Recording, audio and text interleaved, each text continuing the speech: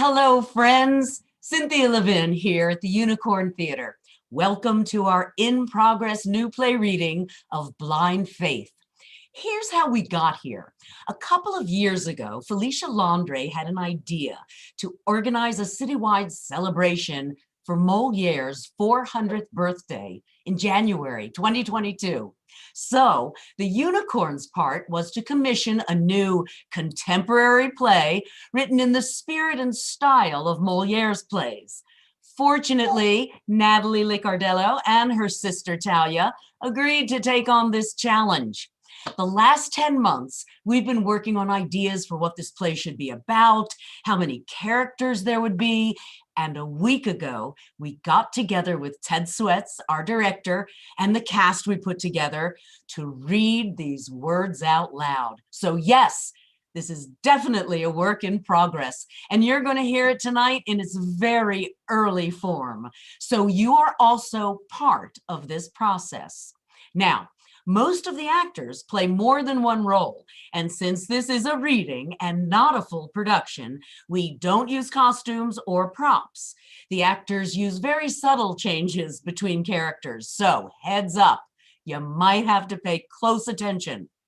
We'll be taking a short intermission between the acts, and we ask that you stay with us afterward for a talk back with the playwrights and the director. You'll be able to ask a question during the talk back through the live chat on Facebook or YouTube.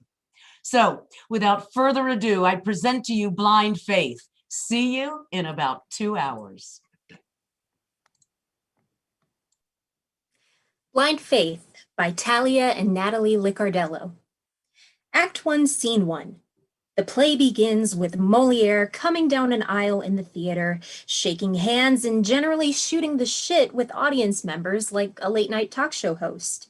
He makes his way down to the stage and begins addressing the audience. A wall of Blind Faith staff in matching t-shirts stand behind him. Bonjour, mes amis, bonjour, bienvenue chez Blind Faith. Welcome. Yes, oui. C'est vrai. I am Moliere. As most of you probably know, I am what you call a relationship expert in my country and the author of many, many plays on the subject of love. I am so happy to be with you here today to teach you how to love one another and live in the light sans conflit. I want to thank Blind Faith for asking me here today. Merci. I am honored and humbled. Such a fine and holy establishment has invited me, Moliere, to host this weekend workshop, Si l'amour. Now, s'il vous plaît, we have some very important business to get through before you are divided into your relationship pods. So let us all open our hearts, open our minds, perhaps our wallets. A joke? Une petite blague? But seriously though, if you do have a penny to spare, my Say a Prayer with Moliere t-shirts are so cute. So now, and so on sale at the reception desk. Please see Doreen to purchase. Trust me, très elegante. Okay, now to the enterprise at hand, oui? Premier, I confess the rumors and at times the tabloid articles, no, they are true. I am a hugger. Of this, I am unashamed. I want to hug each and every one of you, but due to some very silly, confusing legal restriction, like sex fame, social distance, I am not actually allowed to hug each of you. Instead, I ask all of you now to extend your arms forward like this. Good. And now we hug, go, go, go, go, go, go. Yes? Hug, go, go, go, go, go, go. Ambiente magnifique. Now, you are all here this weekend retreat because you are bad at love, terrible at it, disagreeable aimer. You are desperate. Desperate to have something better from your relationships, but you are trop stupide to know how to do it. You may have brought your life partner with you here today on this journey. This is a beautiful thing. I ask you to turn to that partner now. Look them in their eyes. Find them in their vulnerable place. Now, tell them what you hate about them. Really? I will wait. Go for it. Do not hold back. I will wait. Mm-hmm. Oh, that felt pretty good, we? There's more of this to come during the week, this workshop retreat. So try to think of the meanest, darkest, most honest things you have to say. Dig deep. Do not be afraid to leave a scar, because that is what we are going to discover together this weekend. La haine, l'amour. Hate. Pure, unadulterated, white-hot hate that burns. This is what love is really about. This weekend, myself and the devout staff here at Blind Faith will ask you to do the hardest thing. You must believe. Believe in your instructors. Believe in their wisdom. Believe in the process. Believe in the light. And above all, believe in yourselves. This is not easy, or what you call a walk through the playground. But if you want to transform the disgust you feel for the ungrateful, callous, no good sack of lies you brought with you here today into loving tolerance, or perhaps even love itself, you need to believe. Have faith. At times, we may even ask you to have blind faith. Eh? Très bien. Normally, you'd hear from Oscar Purnell, the owner of Blind Faith, but due to unfortunate circumstances outside his power, he will be joining us later this afternoon. You will now hear instead from his son, Damon, who is a very strapping, rugged, and attractive moderator here at Blind Faith. Let's extend our arms once again, and oh, go, Damon. Damon enters enthusiastically, wearing a headset mic and hugging the audience. Oh man, what a welcome! Hey guys, first off, how cool is it that Moliere is here? Can we give this guy a round of applause? We are so grateful to have you here this weekend to be at one with both each other and the Lord. Seriously, dude, sir, we cannot thank you or you enough. But as we know, even the Lord had commandments. So here are the rules we have here at Blind Faith, designed to keep us all safe and having a good time while we learn to love again. Rule number 1, no phones during session. Phones are an awesome tool, but the devil uses them to distract us from our inner work. Rule number 2, no substance abuse. Those abusing the temple the Lord gave them are in no condition to be reconstructing an unbreakable bond with their partner. Not cool. Not okay. Remember Corinthians 3:17. If anyone destroys God's temple, God will destroy him. Okay, rule number 3. No judgment. We're not here to tell you what's right or wrong. Just don't do drugs and don't touch each other. Which leads me to rule number 4. No fornicating. Unmarried couples are assigned to separate rooms as outlined in the brochure and in God's law. But seriously, if you're here, as you know, you are probably not, how you say, All right. Thank you, Moliere. Now, let us pray. Doreen, the lights and the music.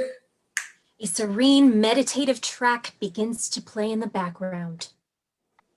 Dear Heavenly Father, please take these beautiful couples under your holy wing and bless them on the path to heal their broken hearts.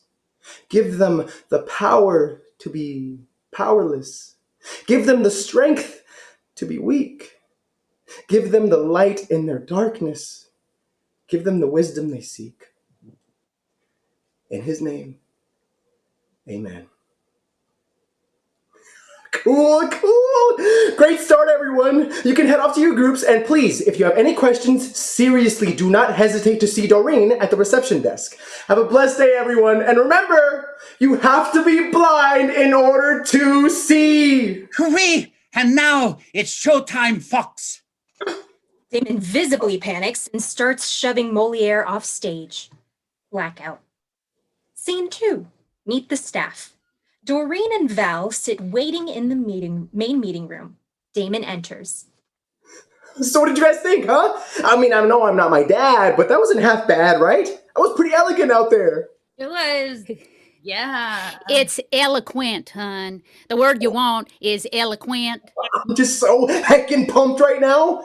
Do you think if my dad finds out I nailed it, he'll let me keep hosting sessions? Sure, maybe. But hey, did Moliere say, hey, it's showtime? Oh, he said, folks. What did you think, Mr. Areen? When's your daddy getting back? In a couple hours, I think. Damon is interrupted by the hysterical entrance of Mrs. Purnell. Well, I guess if nobody's going to drive me to my bridge meeting, I might as well go back to my room and lie down and die, just like everyone's hoping I do anyway. Oh, crap. Sorry, Mrs. Purnell. Morning group went a little long, but we still have plenty of time. So I'll grab my keys. Don't bother.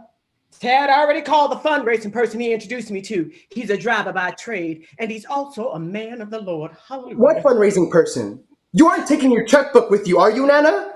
The fellow with the unusual name. Spike, Snake, Snacks, something like that. Yeah. Sage. That greasy little man that fundraises for a charity out of the back of his busted up Subaru. It's a Volvoldering. The nerve of you calling a priest greasy. Imagine what Jesus would think if he heard you talking like that. Yeah, Jesus and I get along just fine. So you needed a ride and Tad called you a fundraising priest? Mrs. Purnell, with all due respect, Sage isn't really a priest or a driver. He's just a friend of Tad's. Well, Pastor Tad, I never said he... Look, I don't know why I bother wasting what little time I have conversing with fools. One can live in holiness without being a priest. One what? Never mind. Damon, come sit outside with me while I wait. I don't want to be dragged off into the bushes before my driver arrives. Not a driver. Yeah, I'm not taking my Nana outside so another pothead who is pretending to be right with the Lord can trick you into signing checks. Those checks were a donation. A donation to a charity that's very close to the blessed Pastor Tad. You're not writing any more losers, any more checks, Nana. Dad's gone, so that makes me the man of the house, and I forbode it. Forbid, honey. I forbid it. Yeah, come on now, Mrs. P. Let Val take you, or I'll take you. What is this really about? Y'all leave me to languish all morning utterly alone, but the minute I compliment Tad, you suddenly get the urge to drive me off the bridge. Well, I wouldn't say it's a sudden urge. He said but off to bridge, not off a bridge. Oh. Wait, Nana, are you saying we're jealous of that dipstick? Dipshit, darling. Language, young man. I said stick. And I said Sack is driving me off the bridge. You all need to look long and hard at your behavior here today. You know, envy is a sin. I'm not jealous of Tad. I know you're fond of Tad, Mrs. P, but honestly, why are you fussing so much over some two-bit con man without a pot to piss in? Crude, typical, and pathetic. You all just can't stand the fact that Pastor Tad has done more for blind faith in the past 3 months than most of you have done in the past 3 years. Oh, by doing what? Is he talking about himself? If you bother to stop and listen, you just might learn something, young man. Wisdom is a gift. Don't you agree that? I can't say that I've learned much from him personally. Yes. It's natural for people to feel inferior in the presence of great wisdom. I just didn't think that my own staff, let alone my own grandson, would be so petty, ganging up on me, speaking ill of darling Pastor Tad, and not willing to drive me off to my bridge weekend. You just hush up now, Mrs. P. You came in here with the bee in your bonnet from the get-go. You can spin whatever yarn you want to for yourself about Tad, but that dog won't hunt with us. Val, I swear it's like you don't speak English. We'll see what Pastor Tad has to say about you. And your little snide remarks. He doesn't think much of you anyway, but I'm sure you know that. I'm sure. Val, you can pass for a small man. Walk me outside so I can wait for my driver. Nana! What? He's not a driver. And if I'm not driving you off a bridge, I need to get ready for the afternoon session. Fine, but if I am captured and kidnapped and completely undressed, slowly, even gently, the assailant taking his time to caress me all over, all over my. Oh. Well, just don't know what might happen, huh? But if it does, Well, it I sounds hope like you all- are going to have a great time out there, Miss P. I can't wait to read all about it in the papers. Well, let's just hope nothing happens to me for your sake. A horn honks long, loud, and hard outside. It is clearly being operated by an asshole. Your chariot awaits. Very well, I suppose I'll see myself outside. May God and Tad have mercy on your souls. Hallelujah. Mrs. Ooh. Purnell exits. Bells, that woman is nuts. It starts sundowning at like 9 a.m. now. And what did she mean? We're her staff. Sorry, Jesus, but I don't work for that cow. And why is she so obsessed with Tad? Is he like What? No, gross. And what does that even mean? All right, well, honey, when a man and a woman, when they love each other Now, very, I very know much. what that means, but where did it come from? I mean, it just seems weird. I know. Is it supposed to be like hand stuff or? Not that. Tad, it's like he has complete control over her. Have you seen him with Oscar? Ever since Tad showed up, it's like the man's only rowing with one oar. Mrs. P may be meaner than a junkyard dog, but she doesn't sign our checks. Oscar does. We don't want him talking about everything he does over with some drifter we've known for about a space of a wink. Sounds like maybe P is the one writing those checks. Yeah, with my dad's money. For Tad and his sketchy buddies with their various charities. And you know something? Dad's no better. He's blown me off to hang out with Tad a whole lot lately. I'm like, Dad, I'm your real son by blood and science and in God's eyes. Tad is like literally some dude you just met while you were handing out PB&Js to the homeless down by the bridge. He could be anybody. He told Oscar he was there to preach to the youth, but y'all, I'm pretty sure he was just living outside under that bridge. There's no way that guy's a youth pastor. And he's creepy. Keeps saying weird, sexy stuff about my sister, and he keeps making fun of me for being a virgin when Dad's not around. Like saving yourself for marriage is suddenly uncool or something. Wait, he's saying stuff about Marianne? Sexy stuff. My Marianne? Don't worry, my sister loves you, dude. If it makes you feel better, I overheard him saying stuff about Ella, too. Your stepmom. My sister? So gross, you guys. Like, she's married to my dad, but my dad's obsessed with Tad, and Tad wants Ella super bad. And maybe Nana now. It's sad. It's, like, really messed up. Why do you keep doing that? Doing what? Don't play coy with me, Dr. Seuss. Rhyming. You did it earlier during your speech, and you're doing it now. Oh, it's a technique. I learned it in anger management. It calms me. Yeah, well, I don't like it. It's grating. Yeah, it's weird, man. No one talks like that. I have another one where I say the ABCs. I can try that one. Yeah, sounds like it may be worse, but we can give it a try. But back to Tad, and this is pretty bad, but I heard him say he's like 6'2" multiple times. No. 5'10", 5'10", 5'10" at most. Most. And do you know he will not stop running his mouth? Constant sermons about nothing backed up by what appears to be a limited knowledge of the Bible with some song lyrics and Star Trek mixed in. Or CUV, and they keep getting longer. That's not even the worst part. Worst part is when Oscar makes me sit there and listen like there's wisdom to be gained from this whack job. You know, he made me stop stuffing envelopes last week to sit there for a full hour and listen to Tad chew his cud about how Jesus probably did mushrooms. And Dad was just cool with Tad saying this about Christ? About Christ! Well, it all circled back to some bullspit somehow about how God sent Jesus to show us how to live our best lives. And that's what he meant when he taught us to live long and prosper. Yes, you did. How does that relate to Jesus doing? It doesn't, Val. Ella saunters into the space and over to the coffee machine. She's in slippers, silky pajama pants, and a bathrobe. She is hung over. Why are you yelling? I was trying to sleep. Ella, it's almost 1. So, Did you just get up? Valerie, if you think because you are my sister, I won't scald you with this coffee, you are mistaken. Where's the dynamic duo? Who? You know who, the man I married and that idiot he found under the bridge. Oscar's flight was delayed, and I haven't seen Tad since Moliere got here this morning. Dad said he'd be home by 3. Ella pours the coffee she just made into the trash can. What are you doing? I'm going back to bed. You think that's wise, sugar?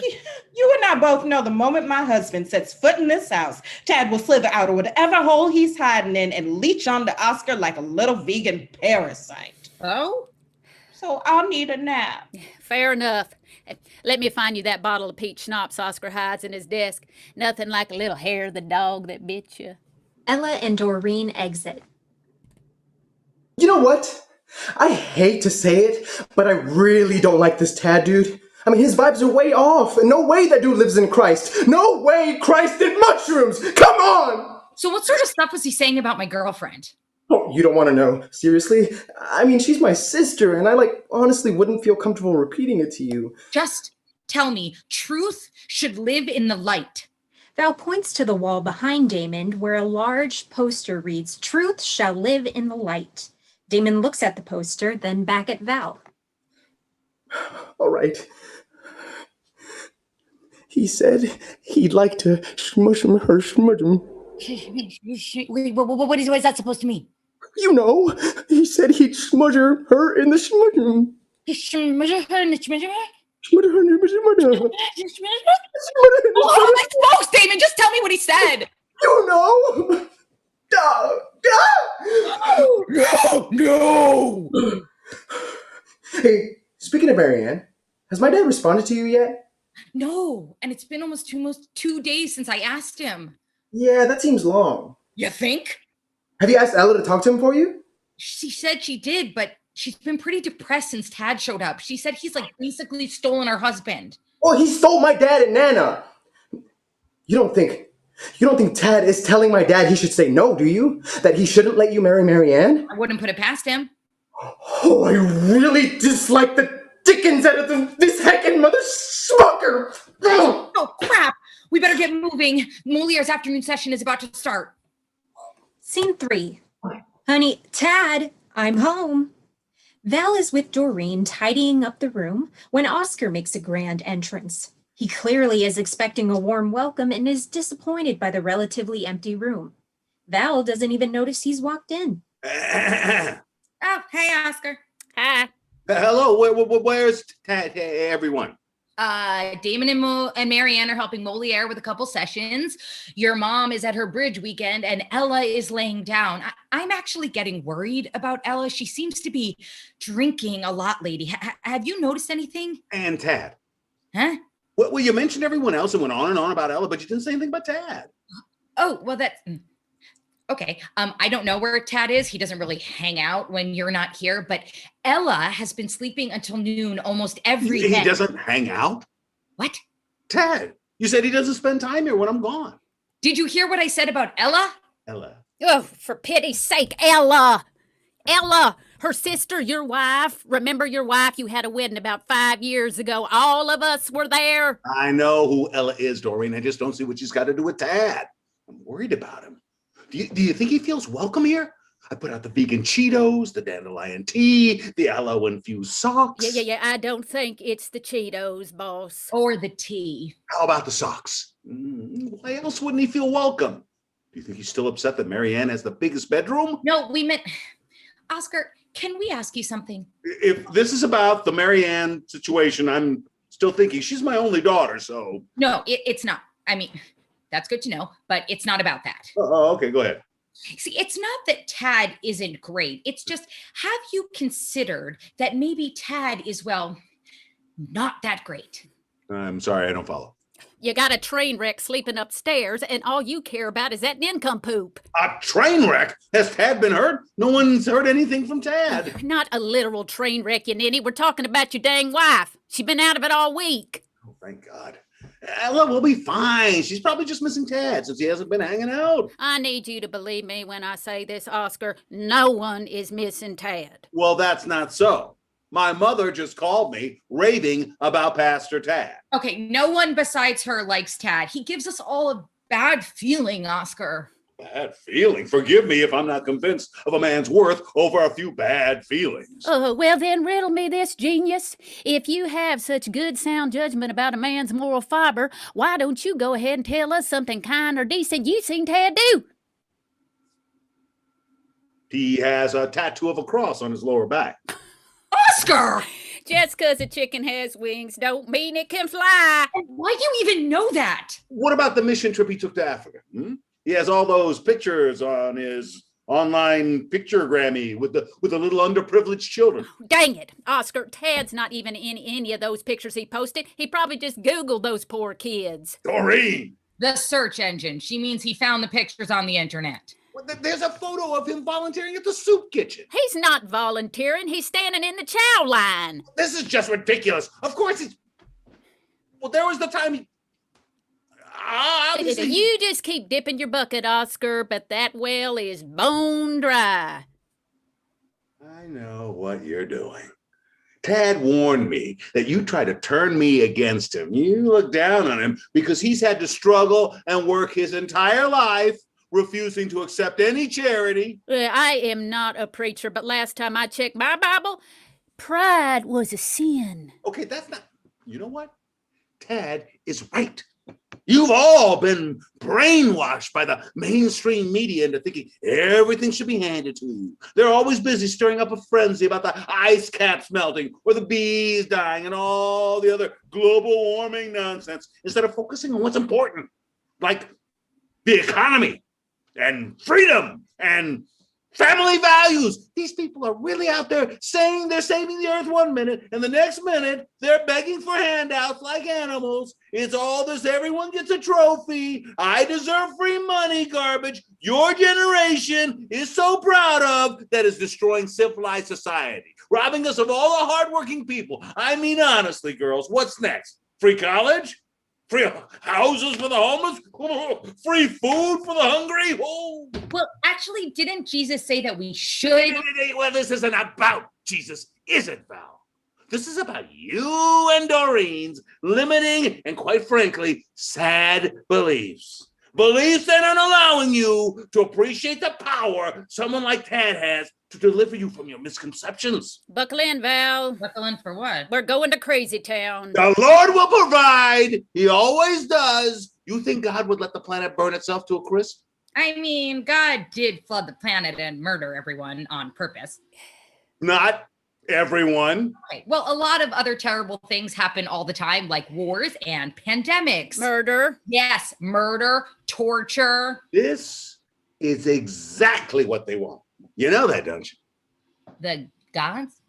The media! CNN, MSNBC, oh, the networks, the New York Times, the Washington Post, oh, the deadbeat newspapers. They pump everyone full of this victim mentality way of thinking. You know, they want to turn people against religion, don't they? Against God. That's their agenda. Actually, I think a lot of progressive values are in line with religion. Wait, I'm confused. Why are we even talking about this? Weren't we talking about Tad? Well, can't you see? All of this is what is making you both distrustful toward the salt of the earth, honest people like Tad. You look down on him because, yes, he may have been a vagrant at one point, but that doesn't impugn his wisdom. If anything, his colorful life experiences should add more credibility to the guidance he has to offer. Tad has lived a life of poverty, and his example proves that almost every problem is caused by and can be solved through taking personal responsibility, not by blaming the world, and certainly not by blaming Tad. Those are some mental gymnastics you got going on there, Oscar. How many hoops you gonna jump through in this circus before you realize that Tad's the ringmaster and you're the clown? I quite like clowns. You know what? I'm tired. This is silly.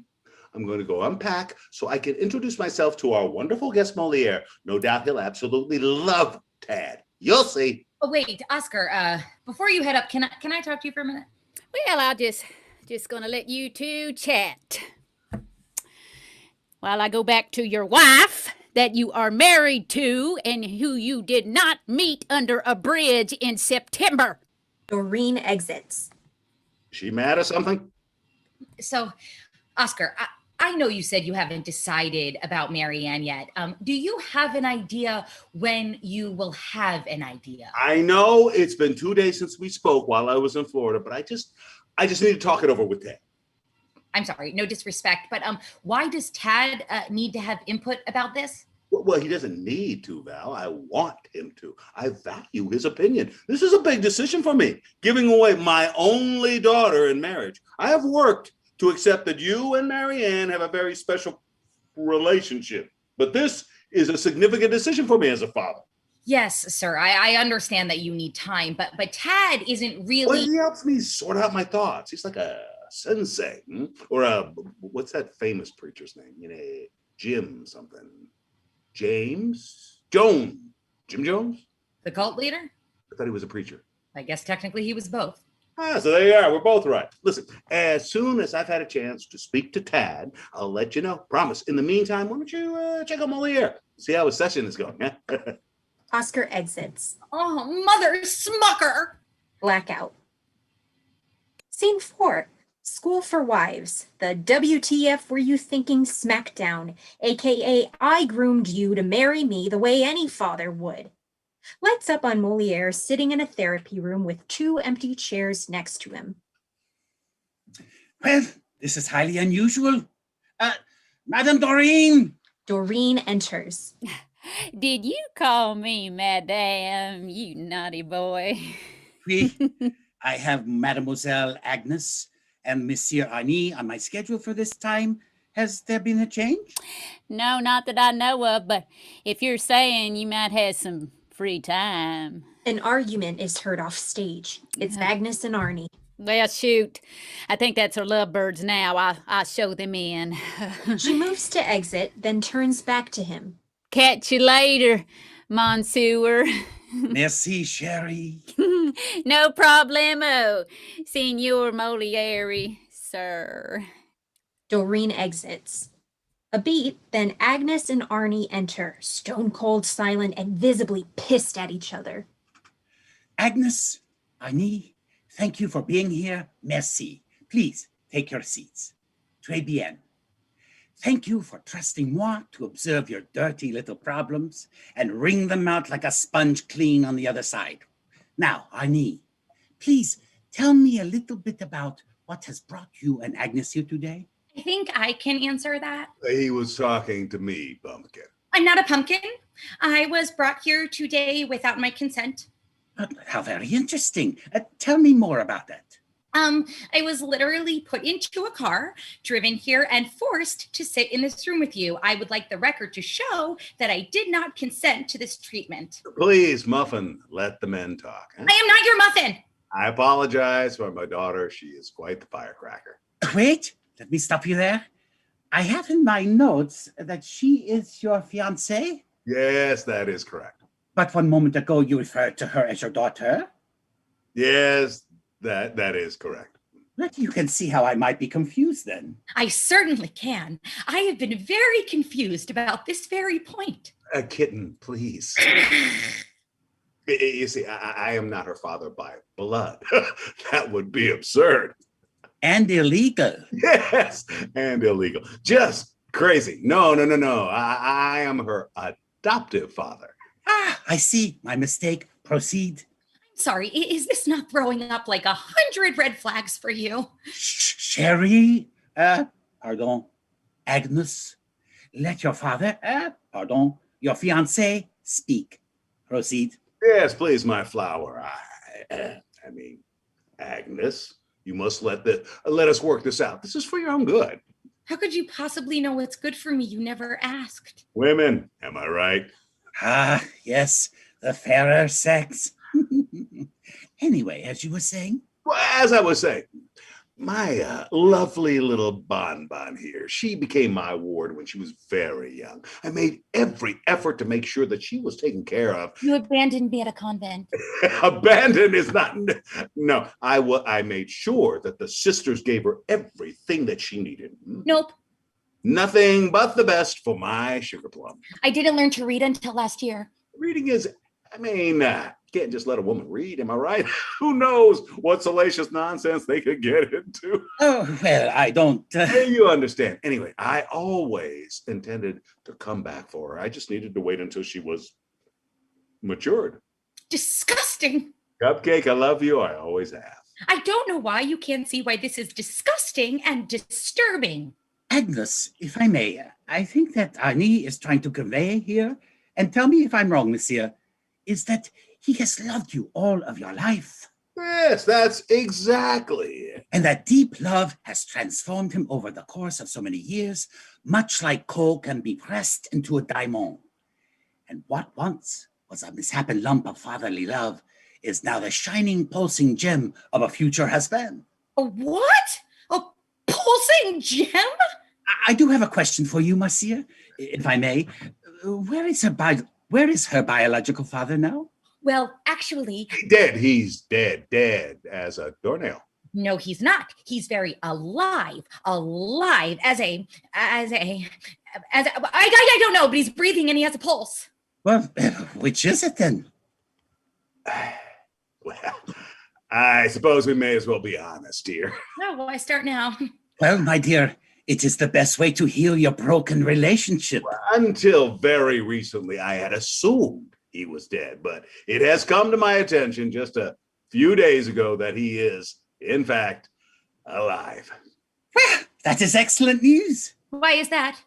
Because if your father is alive, all we need here is his consent for you to marry Arnie here.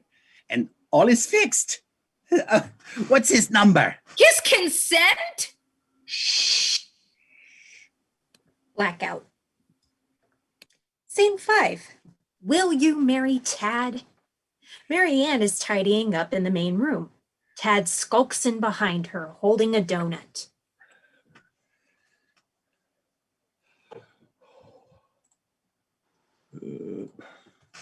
Whoa! What do we have here? Dad, Are those new pants? what, my jeans? No, I've had these forever. Did they shrink or something? I don't think so. Do they look bad? No, God, no. Yeah, turn around. She does, unaware. Yeah. Oscar strolls in, equally unaware. He also wields a donut. Morning, Annie. Nothing. Morning, How Daddy. did the sunrise blessing go? Oh, gorgeous, Daddy. We were expecting you to lead the closing prayer, though. What happened? Well, I wanted to be there, hon, but Tad was craving bear claws. As the owner of the center, don't you think it's important that you are at the main events? Also, are bear claws even vegan? I thought Tad was vegan. Well, that's my cue. Morning session is about to start. Some very interesting relationships here this weekend. Can't wait to dig in and unpack these layers so each couple can see who they're truly married to. For there is no greater sin than embarking on life's journey with the wrong partner, as if you are two strangers waiting up and down a boulevard, the shadows searching in the night. You know, it truly is like what Jesus said. There's really nowhere we can be that isn't where we're meant to be. It's easy.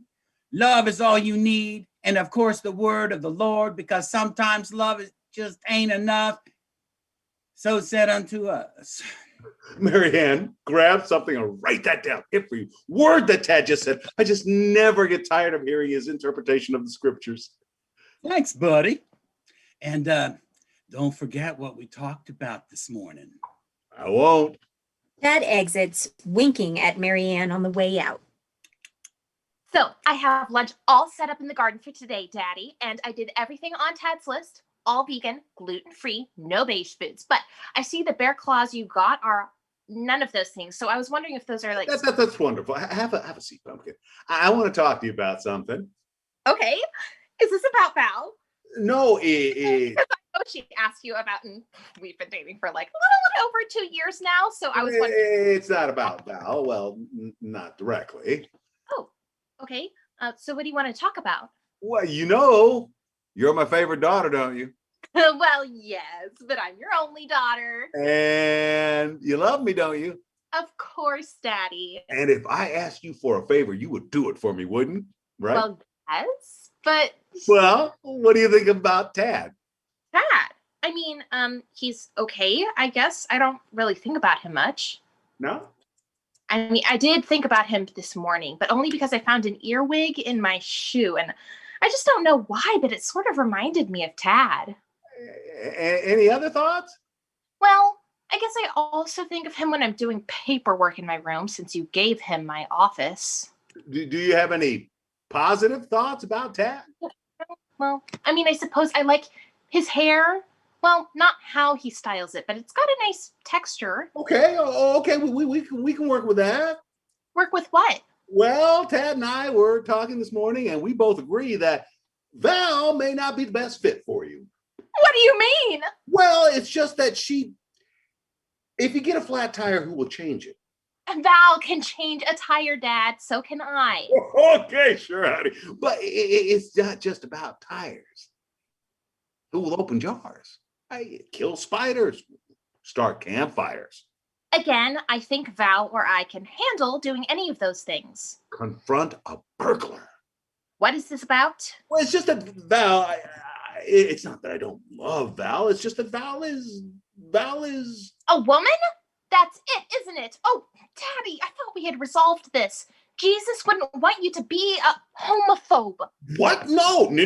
I mean, well, yes, Val is a woman, and we also resolved it, but I don't think any of us truly know what Jesus would say. But her gender, even if we're even allowed to use that term anymore, is not the main issue. But just tell me what's going on. What if I told you that you have dinner reservations at Chili's with Tad tomorrow night? Chili's? It's Tad's favorite restaurant. But Daddy, I'm in a relationship with a person I love. Well, yes, dear, and I respect that, but they're all different kinds of relationships. What do you mean? Well, you have a certain type of relationship with Val, and maybe you could have a different type of relationship with Tad. Like a gym buddy or? No, not like a buddy per se, more like a partner. A partner, like for tennis? You want to join a tennis league with you? No, Daddy, you know I don't like tennis. Tennis isn't part of. Listen, it's just Chili's. I think that you should just go out with Tad tomorrow night and see if you feel anything. Daddy, please, I don't have those kinds of feelings for Tad. Yes, but how will you know if you don't go? Go where? On with Tad. Is something funny? Why are you laughing? I'm sorry. I just thought I heard you asking Mary Ann to go on a date with Tad. Why is that funny? Oh, Lordy, this is funnier than I thought. What do you mean? Your daughter's a lesbian, Oscar. Your little buddy Tad is pissing on your leg and telling you it's raining. Don't be disgusting, Doreen. Tad would never pee on my leg, not even if it was raining. I mean, he probably would if I asked him to, but why would I want him to pee on my little... Oh, well, aren't you precious? It's in expression, Oscar. Meaning what, exactly? Meaning Tad is selling snake oil and you're his favorite customer. Tad wouldn't lie to me. We trust each other. If Tad's as godly as you say, then why he's always bragging on himself? Talking about living in high cotton with celebrity friends, wealthy family. Seems suspicious for a man supposedly living the life of poverty, don't you think? Doreen, I appreciate your input, but this is really between me and Mary Ann. I need you to go get me a glass of milk. Doreen narrows her eyes at him, then laughs as she saunters towards the fridge. All right, darling, I'll just be over here pouring an adult man a glass of milk. Now, Mary Ann, it's one night. Thank you for the offer, Daddy, but I'd really rather not. Well, it doesn't have to be Chili's. Yeah, it doesn't have to be anywhere, darling. Remember your worth. And I'll drop you off and pick you up if it makes you feel more comfortable. Yeah, because that's normal for a father to do with his adult daughter. Also, the great Tad doesn't let us have real milk anymore, so you want soy, almond, or oat? You choose! You can drive yourself. Or maybe Tad can drive. Tad loves to drive. Oh, why don't you just ask your girlfriend, Val, to drive you, the one that you're in a serious relationship with? Here, will this glass do, or do you need me to scrounge up something with a nipple on it? What? Not a real nipple, Daddy. She's asking you if you want a bottle, like a baby. Okay, you know what? I'm going to let you think about this, and I'll come back to discuss this with you when we won't be interrupted with nonsense. There's really nothing to discuss, Daddy. I really just say you'll think about it for me. Eh? Okay, but I appreciate it, honey. This means so much to me. Tad will be so pleased. Oscar exits. I don't think his cornbread is done in the middle, if you know what I mean. I don't know what to do. How are you gonna let your daddy run circles around you that way? You are engaged. You can't be chowing down on onion rings over electric candlelight with Tad. Well, I know, Miss Doreen, but he's my dad. Yeah, daddies are all just random guys that happen to get someone pregnant, Marianne. And a lot of them are dumber than dirt. I just know this was about Val. Maybe I should go to dinner so that Daddy will No, don't be a dummy. You aren't going to Chili's or anywhere else with that man. I'm not. Of course not. Can you imagine dating Tad? Being seen out in public with his stupid little weird beard ponytail? Everyone asking if he's your uncle all night, getting dirty looks. And you know he'd just report every little thing back to your daddy. What do you mean?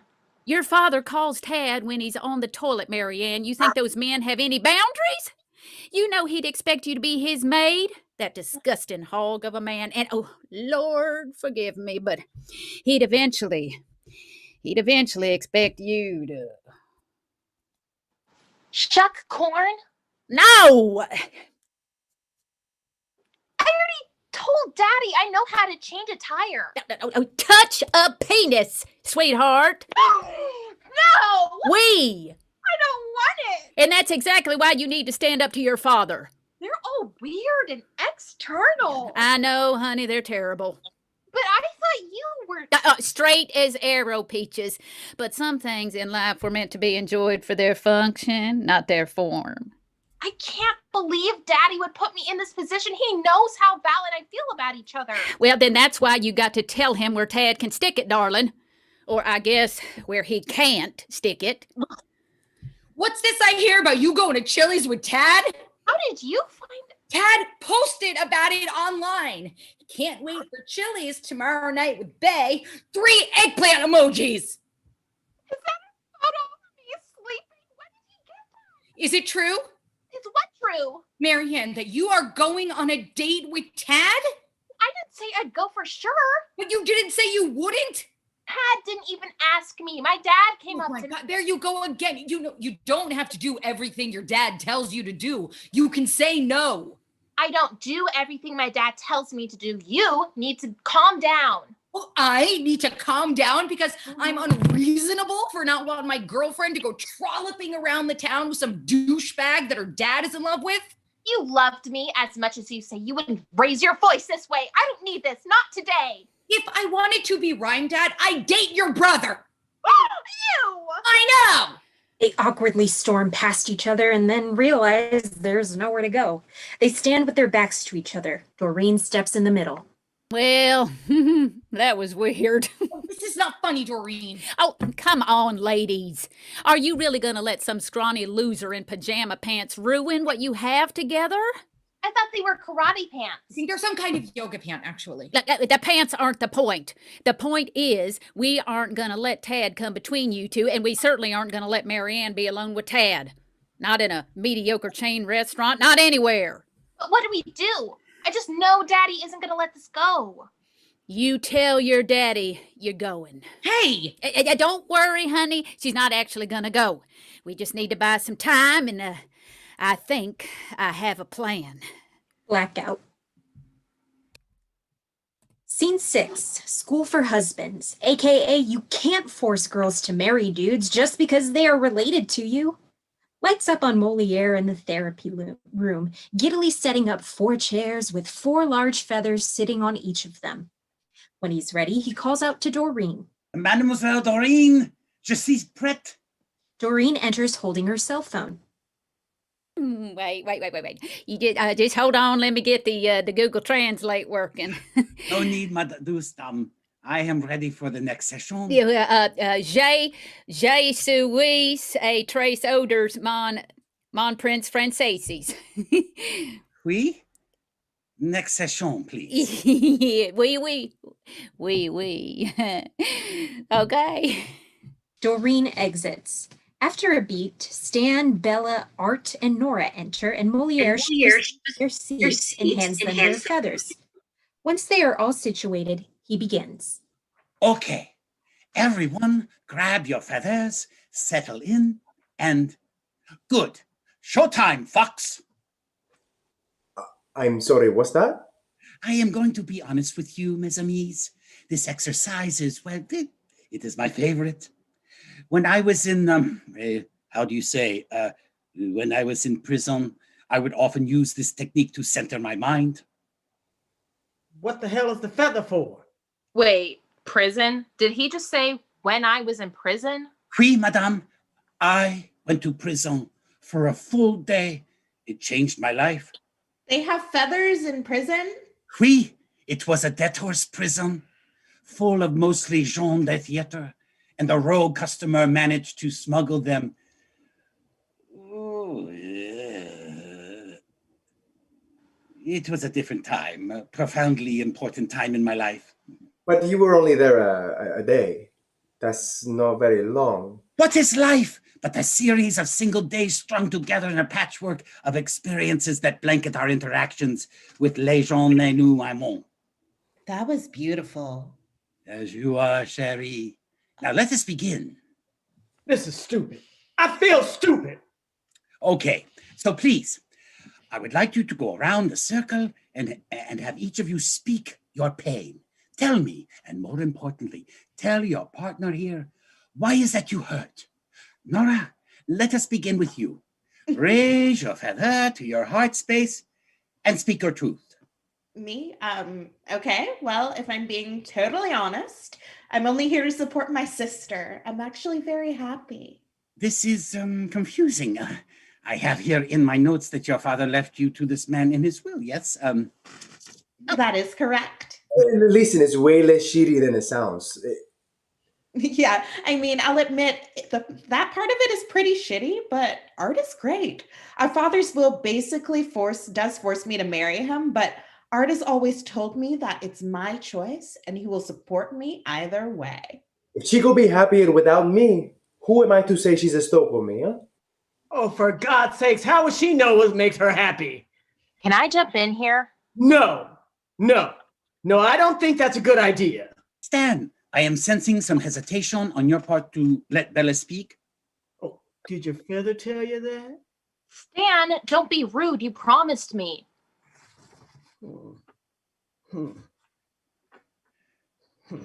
Stan, Monsieur, please, settle. We will address the plume de trucarole in a seminar de la santé sexuelle at 5 o'clock this evening. Don't be so fascinated with the feather. S'il vous plaît, I am here to help. I'm sorry, the plume de what now?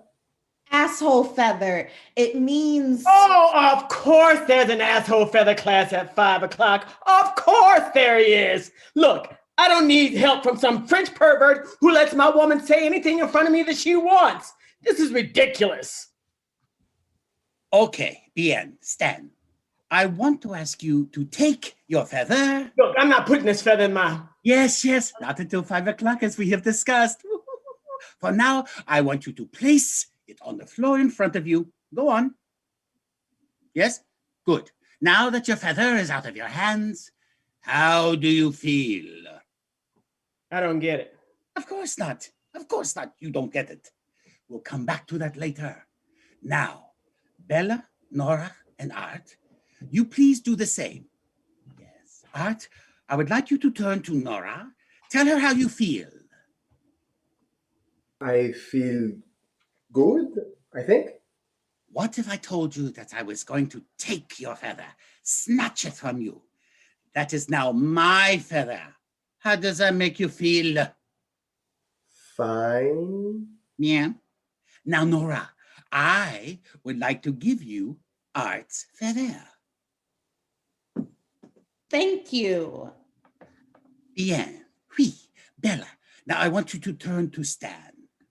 Yes, I want you to look him in the eye and then... I'm not marrying you. What? She says she's not marrying you. A petite surprise, no? I'm not. I'm marrying Victor. I love him and he loves me and...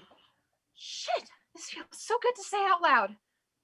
Stan, what is your reaction to this? You seem as though you would like to react. Am I allowed to hit her? No. Damn it, I knew this retreat was of some kind of trap. What? God damn it. You all were trying to gang up me just because I have these strongly held beliefs No. You're just awful to be around. You're just the fucking worst. All of the time. You're angry. You never let me talk or read or go anywhere or do anything. And you know what? I hate you. I honestly just hate the shit out of you. Okay, you know what? And angrily snatches all the feathers from in front of their hosts. Do your gay little exercise, you little French fuck! I'm yeah. a French fuck. I like being a French fuck. Blackout. Scene 7. Shit meets fan. Damon storms into the room with Doreen and Ella trailing behind him. He walks over to a small storage closet and takes out his jacket, leaving the door open behind him. He begins to put on the jacket in a rage. This is so seriously uncool! Where are you going? I'm gonna go find Dad and ask him just who the heck he thinks he is! Please don't talk to your father just yet. Please, Damon, you're gonna ruin everything. Ruin what? What exactly will I ruin? What? We can't tell you. Can't tell me what? Just don't worry, okay, Damon? Let us sort this out. We have it under control. Now you listen here. I'm the second in command at Blind Faith, and I demand to know what you are planning. Second in command. Yes, sir. What's so funny? Damon, we would love to tell you, but you're always losing your temper. I'm not always losing my temper. Oh, you're a sweet boy, Peaches, and you mean well, but we can't have you mucking this up, so you just sit on back down now. Let the big girls handle this one. If you don't tell me what's going on, I'll tell Dad that you're planning something. You know I will. The women freeze. Damon isn't great at much, but he's an excellent tattletale. You wouldn't. Yeah, that's right. Who's the sweet boy now? I swear to you, if you whisper one word of this to anyone or try to involve yourself in any way, I will twist your little head right off your fat little neck. Okay, yeah. Yes, ma'am. Go on, Ella. So something we've all noticed is that Tad seems to... Doreen, you tell him. Tad wants to hump your stepmom. Doreen! I'm sorry, what? Well, he does. So we're going to have Ella take advantage of the fact by setting her up as a sexy decoy and make Tad think she wants him, so, he tries to, I think I'm gonna throw up. Get over it like you never had feelings down in your basement. Did you have to use hump? You're grown. Okay, listen. Whenever Tad and I are alone in a room together, he gets extra handsy. Like he touches you? Oh, I'm gonna shoot both his elbows clean off. And this is exactly why we didn't want to tell you. A, B, C, D, E, F, G, H, I, J, K. Yeah, this one is definitely worse than the rhyming. You X, Y, Z. Okay, I'm fine. Go ahead. Your dad should get home in about 15 minutes. I'm gonna call Tad in here, convince him we'll be alone for a while, and... Wait, you're not gonna touch him, are you? No! Because I don't want to see you touch Tad. Who said anything about touching Tad? I'm not gonna touch Tad. We just want your dad to see Tad trying to touch me. Once your dad sees Tad being bad, he'll get mad. But we'll get glad. Because once he's sad, He's my dad. I don't want you to be glad because he's sad. Not even to get Tad. But if your dad and Tad... Oh, Lord! Now we're all rhyming. What rhyming? I'm talking about my dad trying to give my sister away to Tad at Chili's, of all places. This is the only way we'll get rid of him for good. What if he gets out of control? I need to be there for safety. No. You need to leave now. No way. I'm leaving my stepmom alone with this freak. He'll be here any second, and the plan won't work if he sees you looming in the background. I'll hide under the table. Oh, gosh, don't be simple. Nobody hides under a table. That's always the first place people look. Our God is an awesome God. Tad's coming. Go on, get. Oh, no way. Doreen takes a running leap and tackles Damon's back, causing him to stumble into the open closet. Ella shuts the door behind them just as Tad enters the room. Yeah, troubles? What? Oh, why? Are you looking for trouble? Are you doing okay? Why do you ask? You just look uncomfortable. Struggling is heard from inside the closet. You hear that? Oh, yeah, there's squirrels. In the closet? In the walls. They can get into anything, can't they? You know, male squirrels chase the female they want to mate with until she gets tired and gives in. It's nature's way. Oh, how manlike. Is Oscar home from squash yet? No, he just called and he's staying another round. Everyone else is left to do something. Oh, yeah? Yeah. Yeah. I'm married. Yeah, but hey, you're giving me vibes. Vibes. If you want to taste of the tad, you just have to ask. The struggling in the closet stirs up again.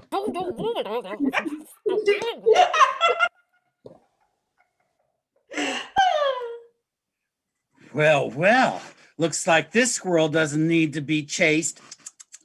But what about Oscar?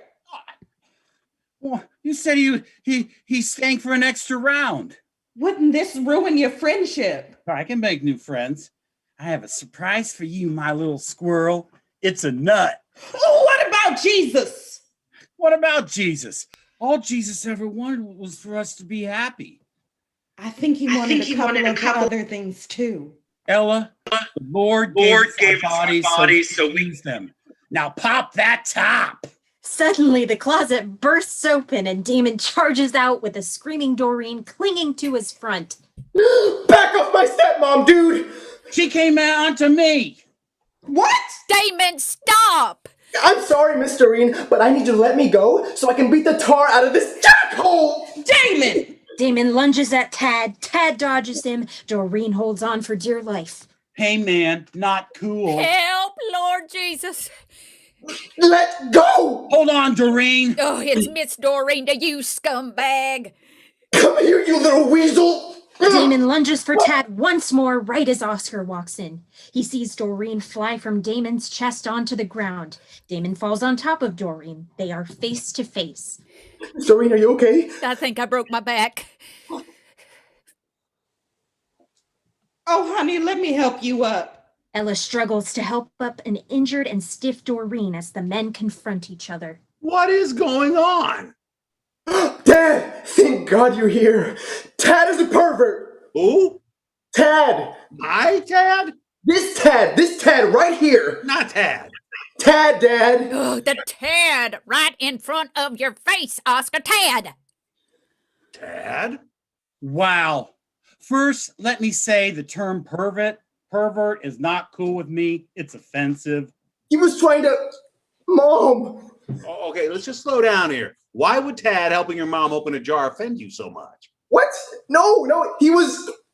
Milking a cow?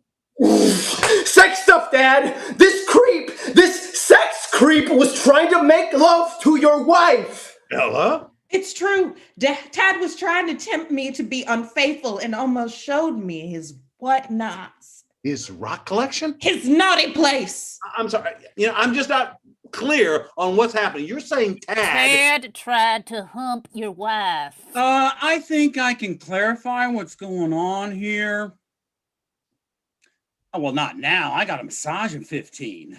No one is rubbing this psycho until he admits he tried to hump my stepmom. Damon! Oh, so Doreen can say it, but I can't? No, Oscar. You should listen to what Damon has to say. Damon, you're holding the conch. You have the floor. Whenever you're ready, bro. Damon looks suspiciously around the room. He knows it's a trap, but he doesn't know why. No, really, go ahead, dude. Own your feelings. Say the first thing that pops into your brain. Potato. Okay, well, that's valid. But, say something about me. Anything that's on your mind. Okay. Mm-hmm. First, I want to say that it's not weird that I'm saving myself for my future wife. And being a virgin doesn't make me a loser, okay? It's actually super awesome and cool. And whoever my wife is, she definitely won't laugh at my wiener on our wedding night because I will know how to use it and because I'm not afraid of vaginas. I just respect them, okay? I only cried when you tried to show me that porno because I felt sorry for the lady, not because I was afraid.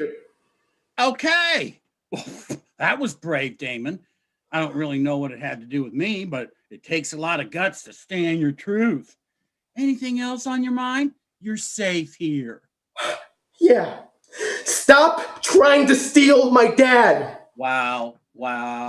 A son feeling like he's losing his father, so he spirals completely out of control. You know, it's a story as old as time, a story I've seen coming for a while now, but it feels good to hear it coming from you. That's your testimony.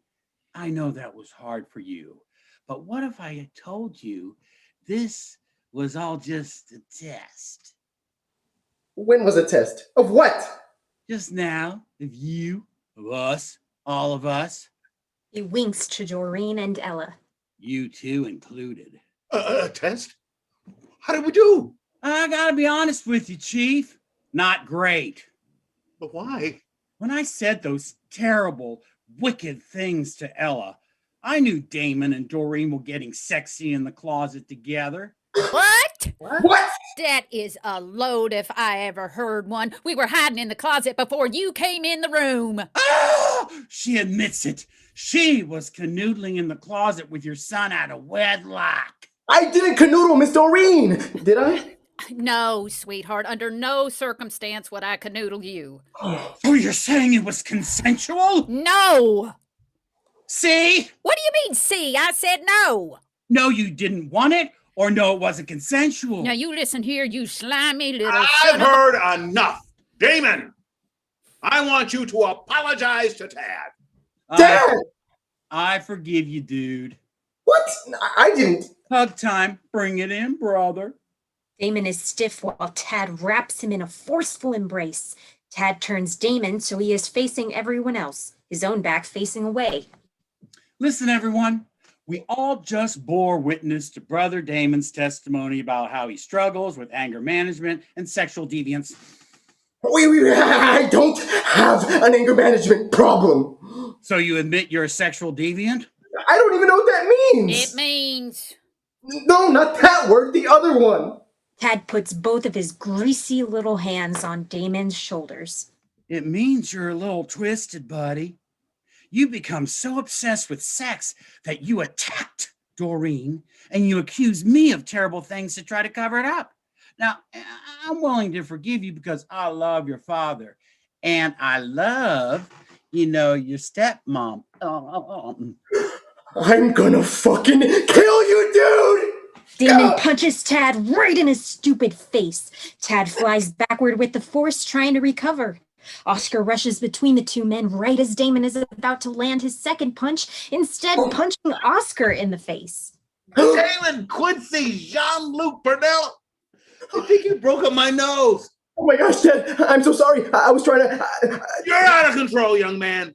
Look at what you've done. Hitting your father, attacking Doreen, making false accusations about Dad. Do you have any idea how much damage accusations like that can do to a man these days? I'm making false accusations? What about Tad, Dad? Damon didn't attack me.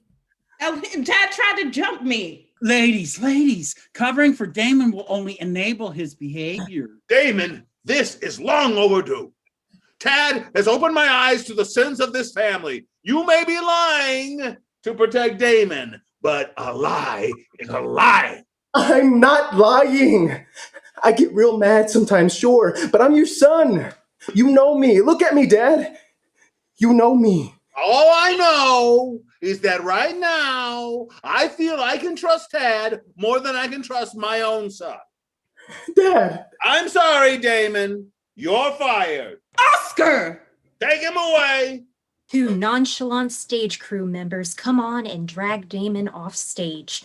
Wait, who are these dudes? Where are we going? Dad! Dad! Dad! The tension is thick. Tad giggles in awe and glee as he watches Damon be escorted away. Ella and Doreen are shocked. Oscar is oblivious. Who wants cheese dogs? Oscar! I know they're not vegan, but I thought we could have them as a little treat. You just fired our son. That. Well, I had to, Ella. The devil's got him all wrapped up. I thought that was obvious. The boy clearly needs help. Where are they taking him? A place Tad has been recommending for him some time now. But I didn't realize the extent of Damon's affliction until today. If you don't bring our son home in the next 24 hours, I will never speak to you again. Stepson. Ella storms out. Doreen, Now you listen here, Judas. I am madder than a wet hen, and I might just say something that cancels my ticket to heaven, so I'm going to keep it short. You know full well in your heart that your son did not attack me, and I will not say one word about it until that sweet boy is back at Blind Faith where he belongs. Doreen storms out. you can tell when their cycles sync up, you know? Oh, hormones have a massive effect on the female mind. You know, God designed them as emotional creatures.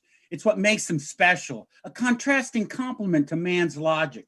And as we know, logic is the beginning of wisdom, not the end. Of course, you're right. You always are. Oscar goes to the freezer, removes an ice pack, and hands it to Tad. Oh, I feel awful about what the gang said about me back there. I can't believe they think I would lead my flock astray. They're just as lost as I once was. As the Bible says, it is impossible to commit no errors and still lose. That is not weakness, that is life. Yes. What book is that? Luke, listen, I think to prove to the family that you trust me completely, you should allow me to be Ella's spiritual mentor. Mentor? If we have a one-on-one session exploring her faith as I have with you, she'll see I'm not the man she thinks I am. If she believes, the rest will follow. Things are impossible until they are not. Whatever you think is right, I trust you completely. Thank you, brother. In fact, I need to be honest with you about something. I wasn't playing squash at all this afternoon. I have big news for you. I didn't want to tell you this way. I had imagined a little ceremony with cake and little hats. I already actually picked up the little hats. I don't imagine you'd want to. You know, I'd be honored to wear a little hat with you. As Oscar speaks, he excitedly retrieves 2 party hats and gives one to Tad. They put them on, 2 men in party hats. Oscar with a bloodied nose, Tad holding an ice pack to his newly punched eye. I was so nervous to tell the little fib about where I was, but I'm just going to come right out and say it. I was at the bank, having the deed to this building, as well as Blind Faith itself, signed over to you. Even before the unpleasantness of this afternoon, I knew drastic measures needed to be taken. Oscar, Your guidance has completely transformed my life, Tad. I used to feel guilty and selfish about so many of my thoughts. You've made me come to realize I'm not selfish at all. I'm just respecting the heart and mind God gave me. What is God telling you now? He's telling me to give you full dominion over the center and the staff of Blind Faith. Lead us as you see fit. You won't regret this, Oscar. You truly have to be blind in order to see. Now go with God. Go with God. The 2 men stand there awkwardly. One cheese dog couldn't hurt. I am starving. Blackout.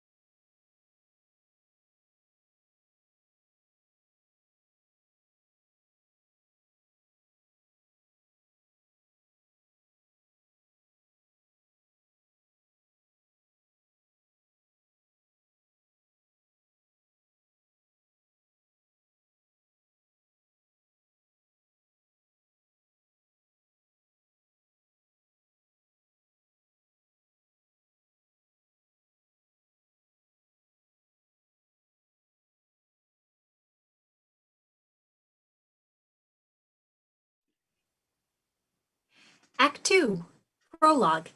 Molière enters. Ah, bonjour again, mes amis. Coucou, coucou. Welcome back to another exciting day of learning and loving. Oh, it just warms my heart to see all of you here again. My heart is a happy little oven of love right now. Okay. Now, normally I would begin with our group UG, but I was informed by some of our center staff that I should read the room better and knock off the ugging stuff because we just survived a global pandemic and no one is really ready for it and blah, blah, blah, blah, blah, and so on. While I think I understand the reasoning behind such statements, je ne suis pas d'accord. No. I think this hesitation to embrace one another is the problem with Americans. A good, strong hug is sometimes the best medicine. Oui? In France, we hug with reckless abandon. I have been known to run up to a perfect stranger on the street and hug, how you say, hug the bejesus out of them. There is bejesus all over the Champs-Élysées due to my prolific hugging. No matter where you walk, you could slip on a puddle of my hugging bejesus. Which reminds me, do you know who else was a hugger? But Jesus Christ. Never were 12 men who spent all of their days and nights together so well hugged as his merry band of friends. Except perhaps Judas. That man needed a good hugging. And so, we soldier on. Does everyone know where the next workshop is? Oui? Then, without further delay, it is showtime, Fox! Blackout. Scene 1, not cool, bro. Tad, who now has a black eye, is practicing yoga alone to obnoxious ambient forest sounds that play from a small speaker. Val storms in. Tad continues to do yoga as they talk. Is it true My love for the Holy Spirit, as true as any love can be, Val. that you had Oscar fire Damon last night? Oh, I know. Huge bummer, right? Doesn't really seem like the Christian thing to do, wouldn't you say? I'm sure Oscar got his problems, but his faith is solid. I'm not talking about Oscar. I'm talking about you. Look, I didn't fire Damon, Val. Oscar did that on his own. I like Damon. I think he's a really cool guy. If you like Damon so much, then tell Oscar to bring him back. Totally. I would, but like, Damon said a lot of nasty stuff about me back there.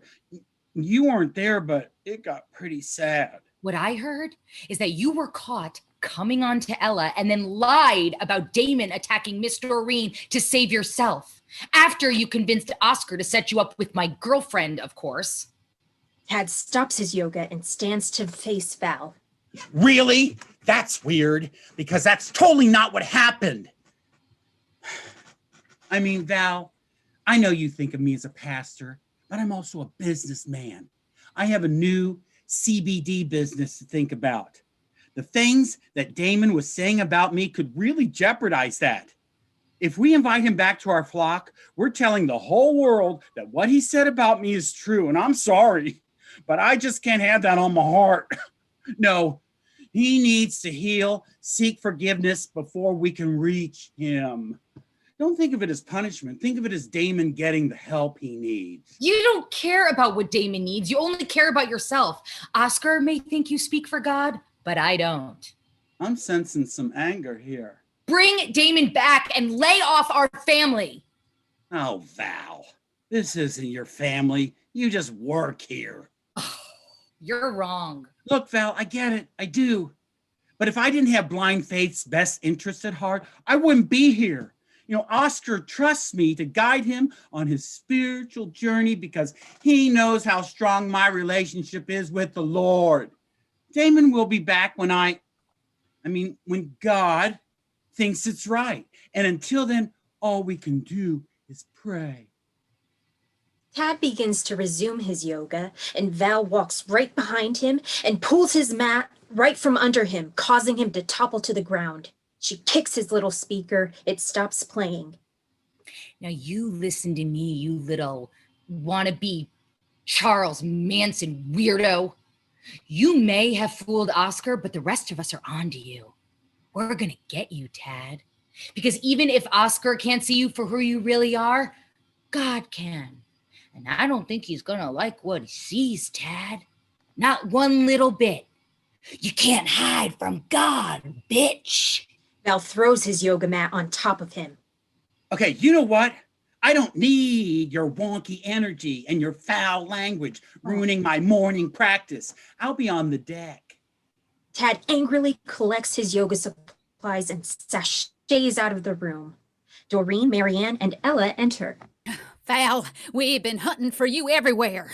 I told you she was looking for Tad. And I found him, unfortunately. Well, the three of us have come to a conclusion. We are having an intervention for Oscar. Aren't those for addicts? My husband is addicted to being a fool. Fair. If we have any hope of getting through to Daddy, we all need to be there. Will you come? Of course, babe. All right, what do I need to do? Well, we all wrote letters, but the gist of it is that Tad has brainwashed Daddy, and we all liked him better before. All right, let's get the chair set up in a circle so he has to look us in the eye while we tell him what a jackass he's been. The women begin to move the chairs into a circle. One of them begins singing a song, and the others join in until they are in an elaborate, enthusiastic, harmonized arrangement that approaches a crescendo. Oscar enters through the front entrance carrying a large shopping bag. He looks as if he has come upon a coven of witches. He clears his throat loudly, abruptly ending the performance. Daddy! Am I interrupting you? What is it you girls are up to? Doreen pulls out a chair and motions for Oscar to sit. No, honey, you're just in time. Blackout. Scene 2. School for Husbands continued. Stan sits outside on a curb with a suitcase, still possessively clutching a handful of feathers. Moliere approaches, coming outside to smoke. Upon seeing Stan, he considers turning around, but decides to speak to him. It is cold outside, no? Man, get away from me. Now, Stan, I know you are upset, but perhaps you have not considered that things sometimes work themselves out as if by magic. Moliere takes out a cigarette and lights it. He lights a second cigarette and hands it to Stan. Stan accepts the cigarette. Magic? Oui. Sometimes someone like a president, a prince, or even a king can step in and make all of your problems go poof, gone. All plot lines resolved by chopping off the head of the conflict in the guillotine of divine intervention. I call it my Tartuffe ending. Today might not be the day for your Tartuffe ending, Stan, but it comes to all of us in time. It is an ending after all. You ruined my life! What is life but a series of failures held together by the precious chains of rare success?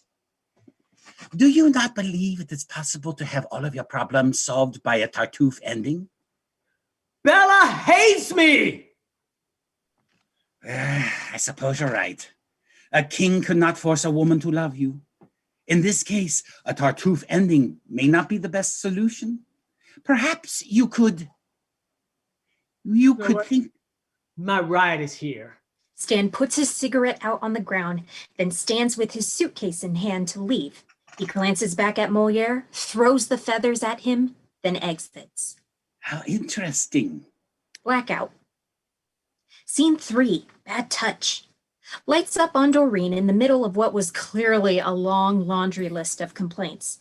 Oscar looks as if he wants to turn to ash and blow away. And number 38, I don't care what Tad tells you. It's not safe to look directly into the sun, and your eyes will not be protected if you pray hard enough.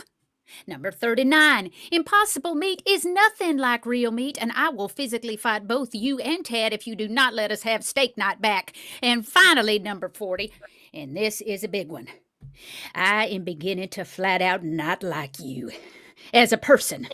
Each day you spend with Tad, your soul withers a little bit more, and pretty soon all that will be left is a dry little raisin without a staff, a wife, or a family. And I am telling you now, today, it is Tad or us. Marianne? Daddy, ever since Tad came to us under that bridge. Hold that thought. I bought you something. He reaches into his shopping bag and pulls out a cocktail dress. Daddy, I don't ice skate. No, dear, it's not for ice skating. It's a dress for your date with Tad. Well, no, I know it's not a popular idea, but Pull yourself together, husband. There's not going to be any date with Tad. And even if there was, she's not going to eat at Chili's, not turn a trick. I'm in love with Val, Daddy. I can't go on a date with anyone else. I mean, Lord have mercy. Did you buy that thing off a street person? all right, I see you're all conspiring against me to throw this little nagging circle together so you can turn me against Tad, but it won't work. I know you all have your doubts, but the Christian thing to do would be to try to have faith in Tad's humanity, even in times of uncertainty. In fact, Tad and I spoke about it, and we think if you all knew him as I did, you would understand why I am so moved by his teachings. That's why he's scheduled to begin private mentoring sessions with Ella in, well, about 5 minutes exactly. You are crazier than a bedbug if you think for 1 second this isn't a ploy for that man to molest your wife. Daddy, please. Silence! You know what? Fine. I'll go to the session. But I Ella. think you should come with me too, Oscar. It's a private session, Ella, dear. Tad was very clear about that. That's why he can't know you're there. You'll hide in the room and listen in on what he has to teach me. You want me to lie to Tad? Yes, I do. Fine. But only because I trust Tad completely. You'll see I'm right. I'll see plenty, I'm sure. Now I'm gonna have to say some things I don't mean to show you this man that you are infatuated with is not who he says he is. So don't be shocked if things get racy. It won't. He's good, Ella. A gentleman. Feel free to step in if you think Tad is crossing any line. I won't have to. I know I won't. Oh, this is going to be so awesome. Our God is an awesome God, which nobody can deny. Woo! Sugar! Let everybody hide. Everyone scrambles to find a hiding spot, with Val and Marianne ending up in the closet, Doreen behind a plant, and Oscar under the table. Ella hops up on the edge of the table just as Tad enters the room. Everything cool? Ice. Nice. I'm glad to see you, actually. You are? Before I say anything else, close the doors. I don't want us to be interrupted like last time. Really?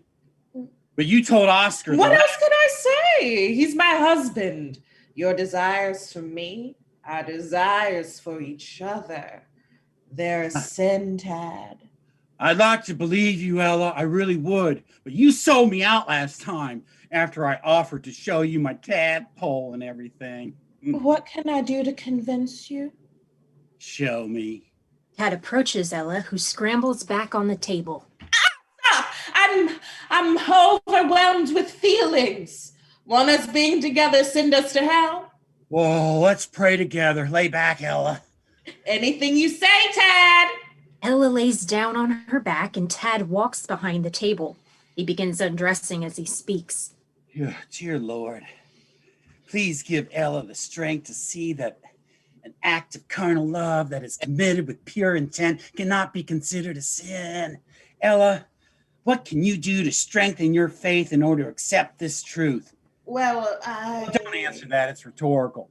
Keep your eyes closed. The Lord taught us to focus on the determinants of reality.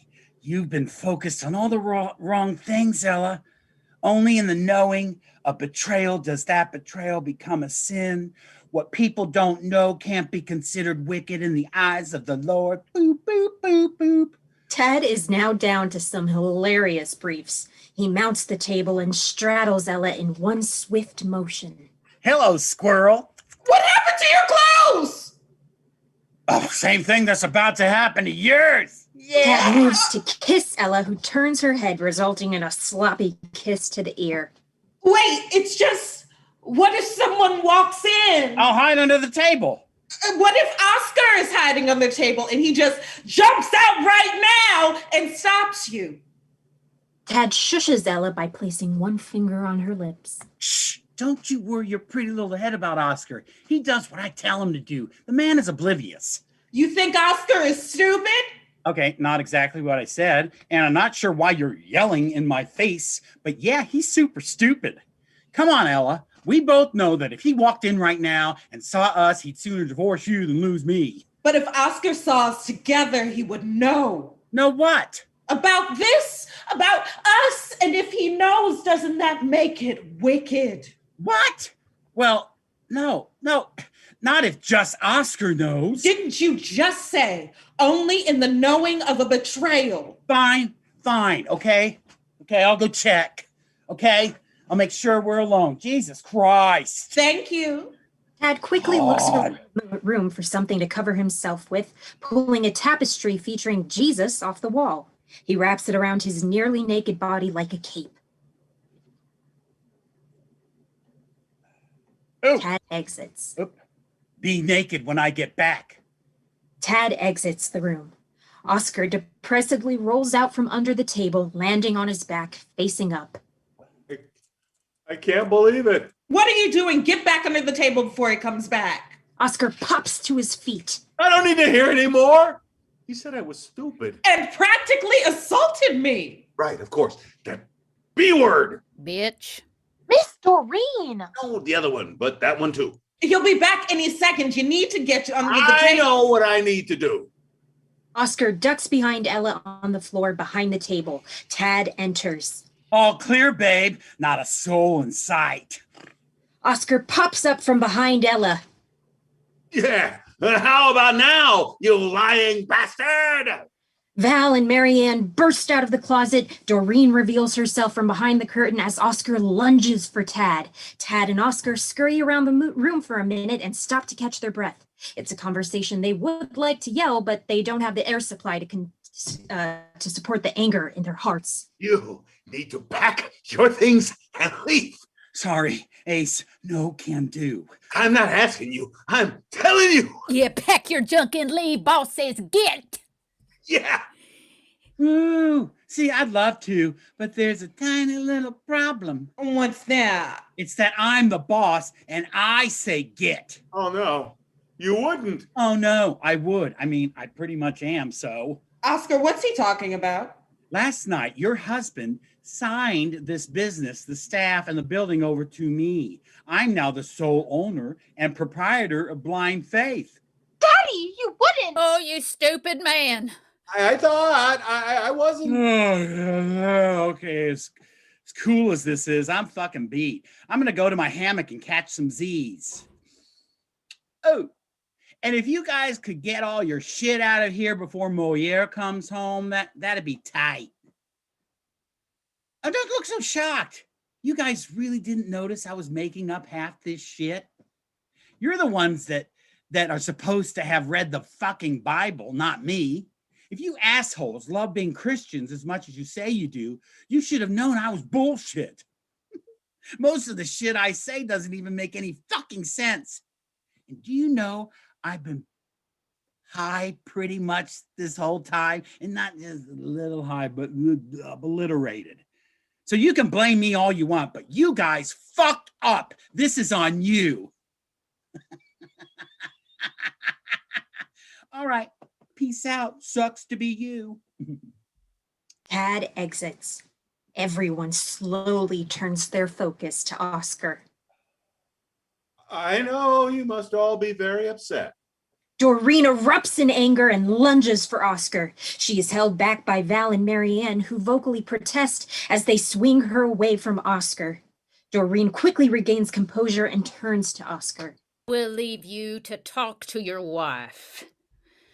Doreen, Val, and Marianne walk past Oscar to leave without looking at him. Doreen shoulder-checking him on the way out. Ow.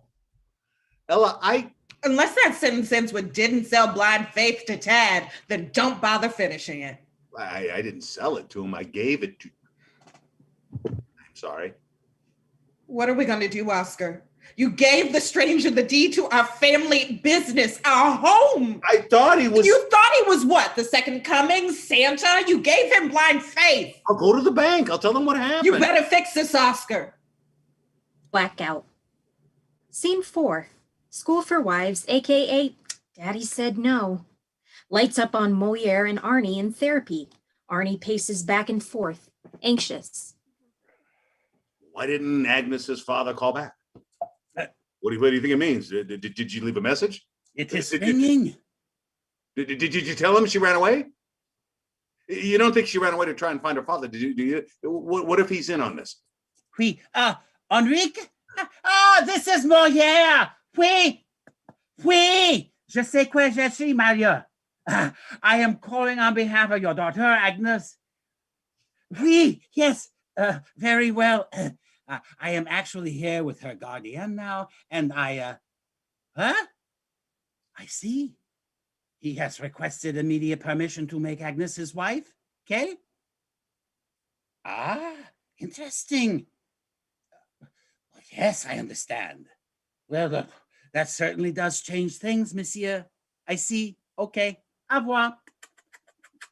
So, what's the deal? I'm afraid he has declined his consent. What? Oui, it appears he has promised Agnes to another man. So she is there with her father and the handsome young man right now. Another man? No. This is not acceptable. She is my ward. I had the nuns raise her to pray, sew, and be in love with me. Me! We need to do something. We need to call someone, the police or the news. Yes. Our instinct is to want to call some sort of papa who will take away the conflict, leaving us with what we want. But sometimes there is no papa or king or angel on high that can give us the ending we desire. Endings are sometimes more practical, no? I don't want it to be practical. I want it to be how I want it. But this ending is more realistic, more true to the human experience. I call it a misanthrope ending. You see, things will not work out as you believe they should, and many things are left unresolved. You do not like this ending? The hell kind of relationship workshop is this? Blackout. Scene 5, Exodus. Oscar and Ella sit at the table dejected, staring at the floor. A jubilant Mrs. Purnell is heard off stage. Farewell, Sack! Mrs. Purnell enters, vibrating with joy and carrying her suitcase, which she triumphantly drops. May I just say that I played the best bridge of my life this weekend. Hello, Mother. Oh, come now, why the long face? I won $76. I promised, where's Tad? I promised to take him to Chili's. You two can come too, if you don't talk too much. Do you want to tell her, or should I smother her with a pillow? Tell me what? Dad, he isn't who we thought he was. Oh, nonsense. My driver, Sack, was just telling me that Tad gets him out of all kinds of troubles. Oh, Sack told you that. Well, in that case. I made a mistake, Mother. I signed blind faith over to Tad, the building, the business, everything. Good. Not to offend you, Oscar, but you're too timid and rotund. People don't respect you. This place needs a solid moral leader to... Dad is kicking us out. Come again? Dad took over and he's kicking us out.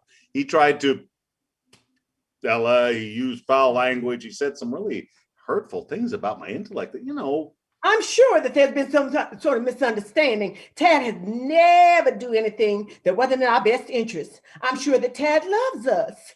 I'm sure of that. He makes sure that I get to my bridge weekends. He reads me my magazines. He cuts off the crust of my egg salad sandwiches. Not to mention that when I take a bath, he's always, He is interrupted by the entrance of Officer Justice. Oscar Purnell? Mother Smucker. I am Oscar Purnell. We got a call from the legal owner of this property asking that you vacate the premises within 24 hours. This is all some kind of mistake, officer. The legal owner of this trusted family is a trusted family advisor. It's very clear, ma'am. Wants everyone to clear themselves and their personal property from the building by tomorrow afternoon. Don't be absurd. This center has been in my family for over 60 years. It's our home. Sorry, he had all the right papers. Legally, you are compelled to comply. Oscar, you fool! Police chatter cuts in over Officer Justice's radio. He answers discreetly. Sorry, I have to take this. I'll be back in a bit. Officer Justice hands Oscar an envelope. Here's the official order to vacate. 24 hours. Officer Justice exits. What are we to do? Where are we to live? What of my spoon collection? I can't take them down from their display. I can't move them. I might just damage the spoons. You might not care about a dent in your spoon when we're living outside with me and Oscar. Living outside? Oscar, that would never happen. What you'll never let that happen, would you, son? Does the car count as outside?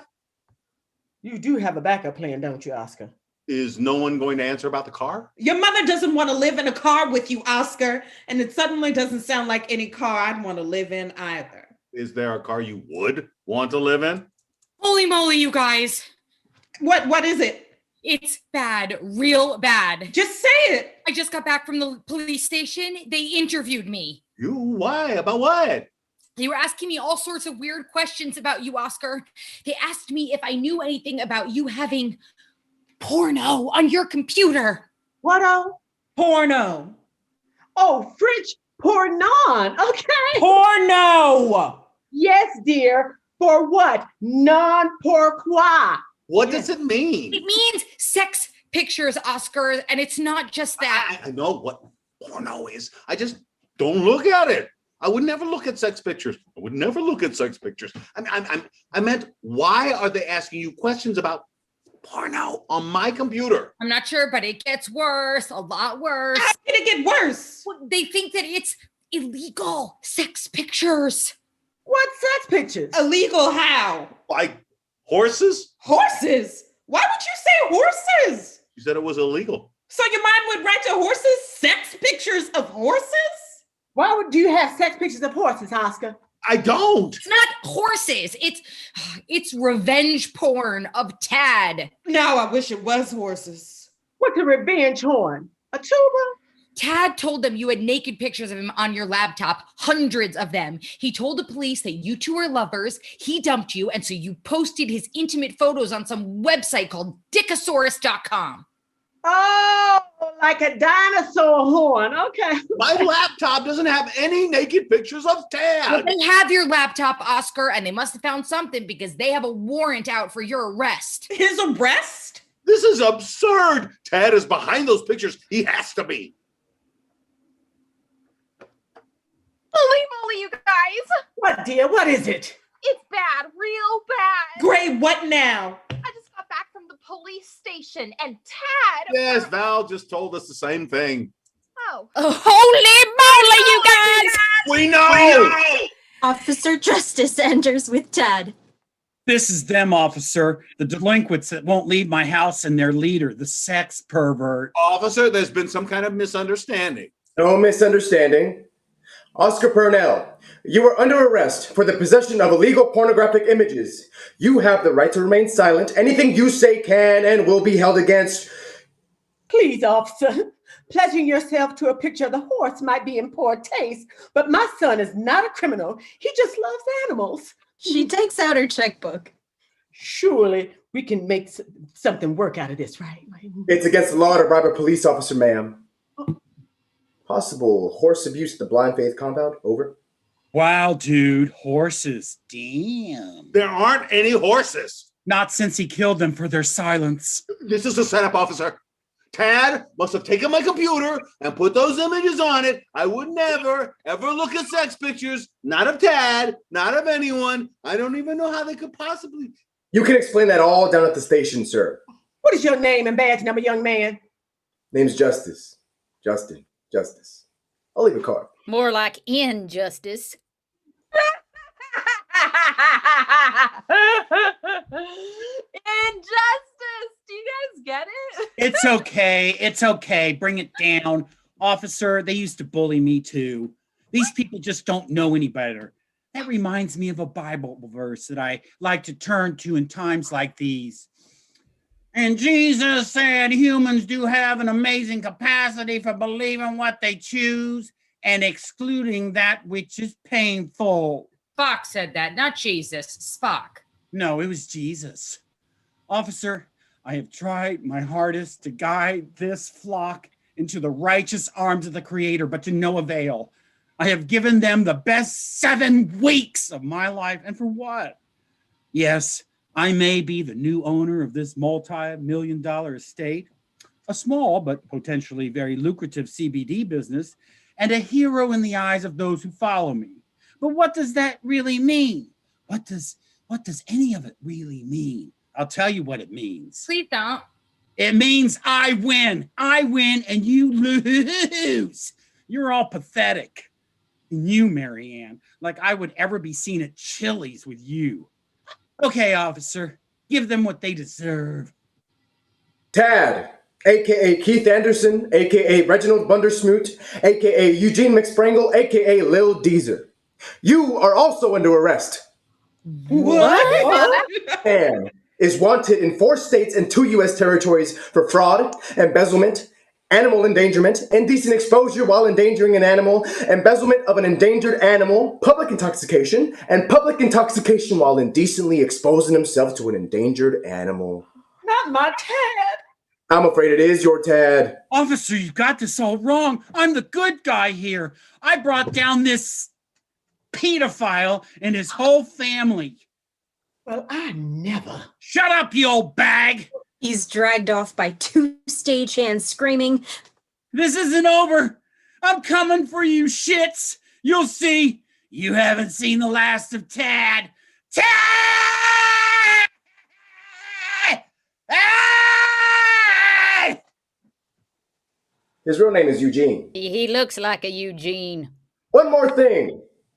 Sir, the mayor heard about the transfer of ownership at Blind Faith, and he was so moved by your family's story that he decided to intervene on your behalf.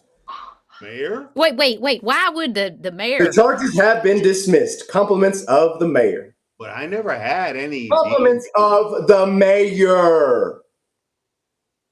Well, my work here is done. Sir, sorry for the inconvenience. Oh, and here's that deed we got back from wherever.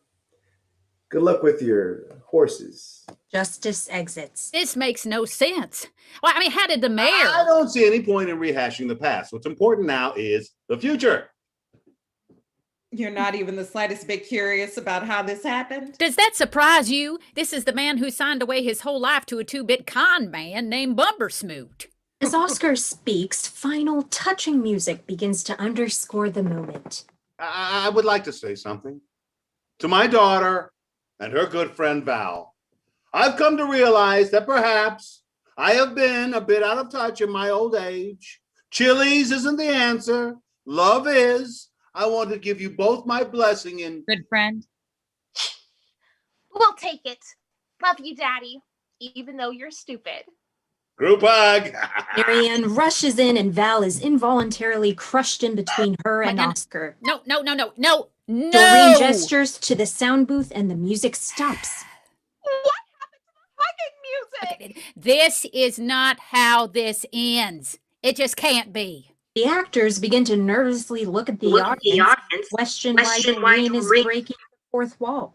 But I don't have any more lines. Damon wanders out on stage. Well, that's a Tartuffe ending, remember? The first one he taught us? Yeah, when everything is magically solved in a surprise twist. Wait, but what was that other ending that Moliere talked about? Misanthrope?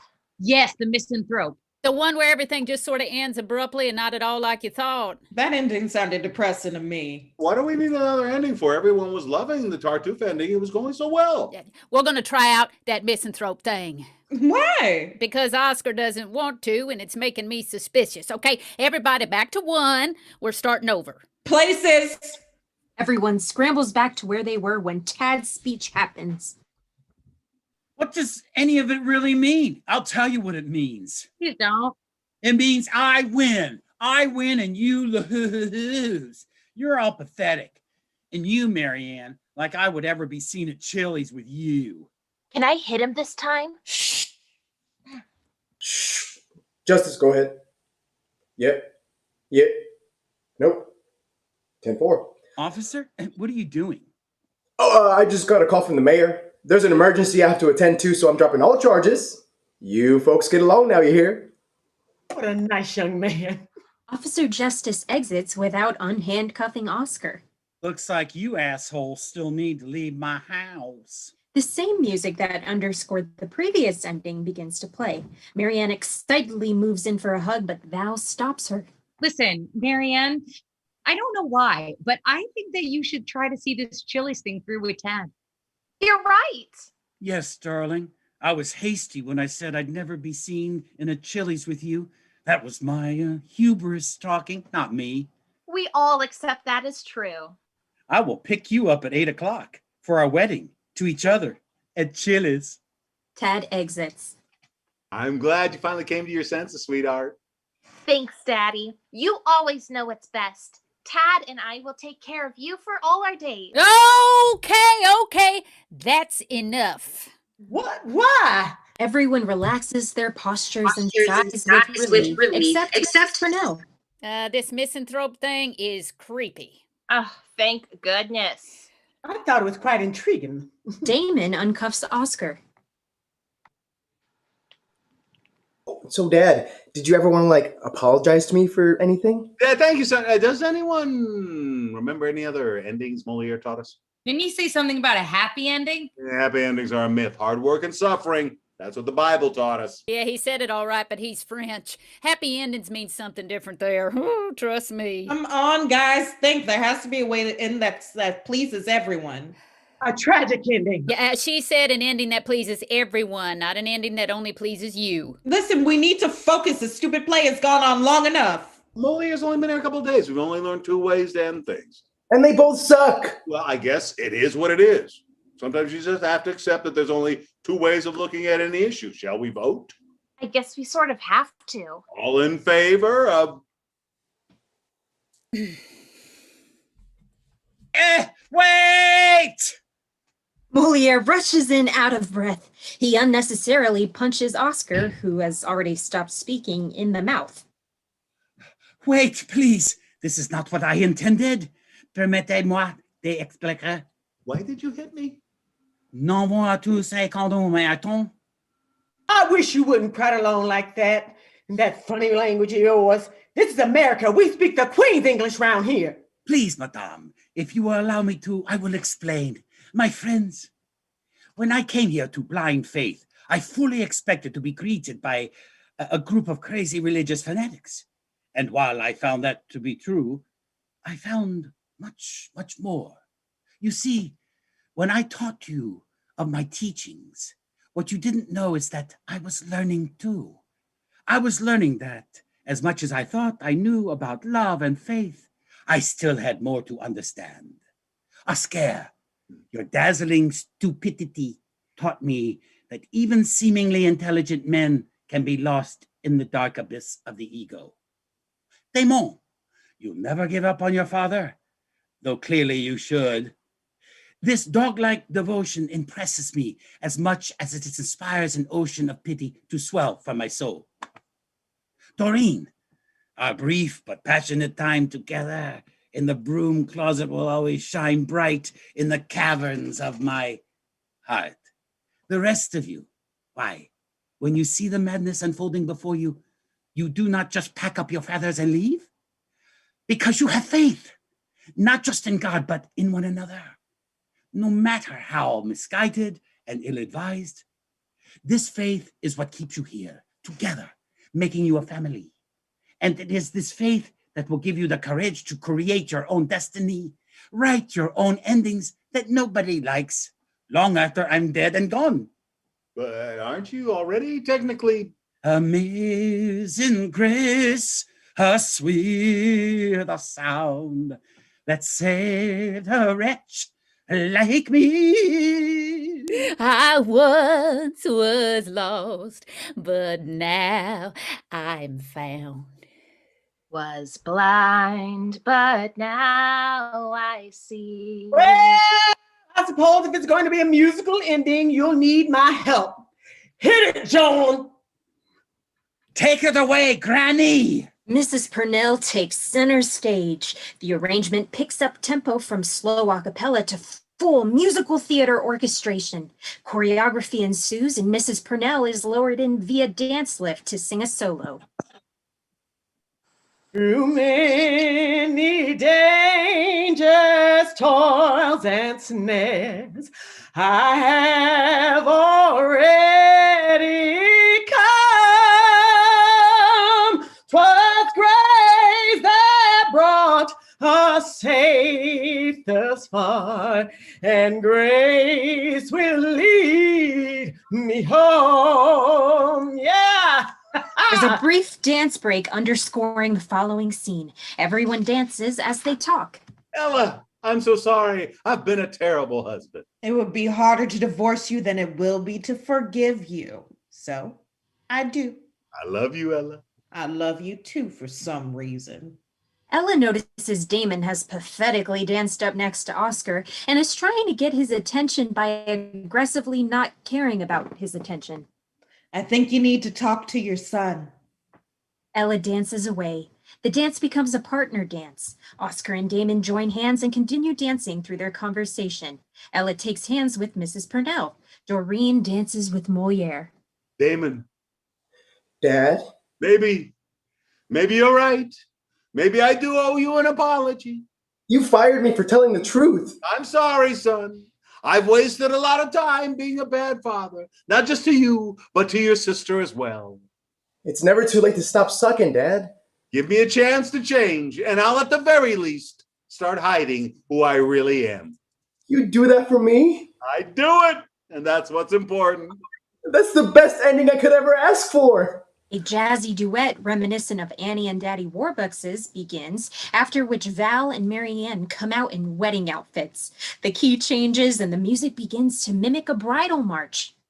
Do you, Valerie, take Marianne to be your lawfully wedded wife, to have and to, as long as you both shall live? I do. And do you, Marianne, take Valerie to be your lawfully wedded wife, to have and to? Do now say it. You may kiss like brides. They do. Cheers, the music swells. Lighters could be taken out and waved. I once was lost, But now I'm found. was blind, but now A spotlight isolates Oscar. I see.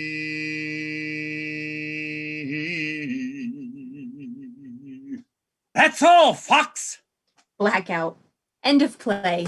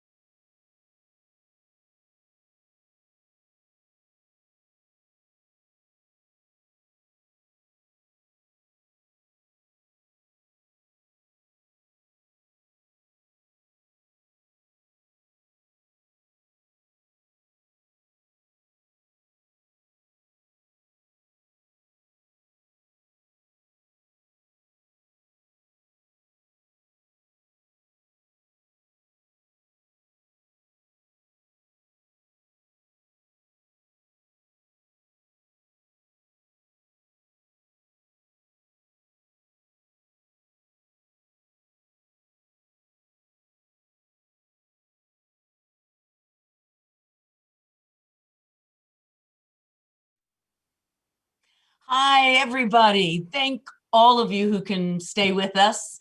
For this, we have a few people here to introduce to you. And I would say, let's go to our playwrights, Natalie and Talia. Thank you so, so much. Ted, our director. We have our literary manager here at the Unicorn, Hannah, and our assistant to the director and stage reader, Kristen. Folks, there is a live chat in the YouTube and the Facebook, however you're watching this. If you put in any sort of question, Hannah will see that and she will relay it to us and we can answer any questions that come up.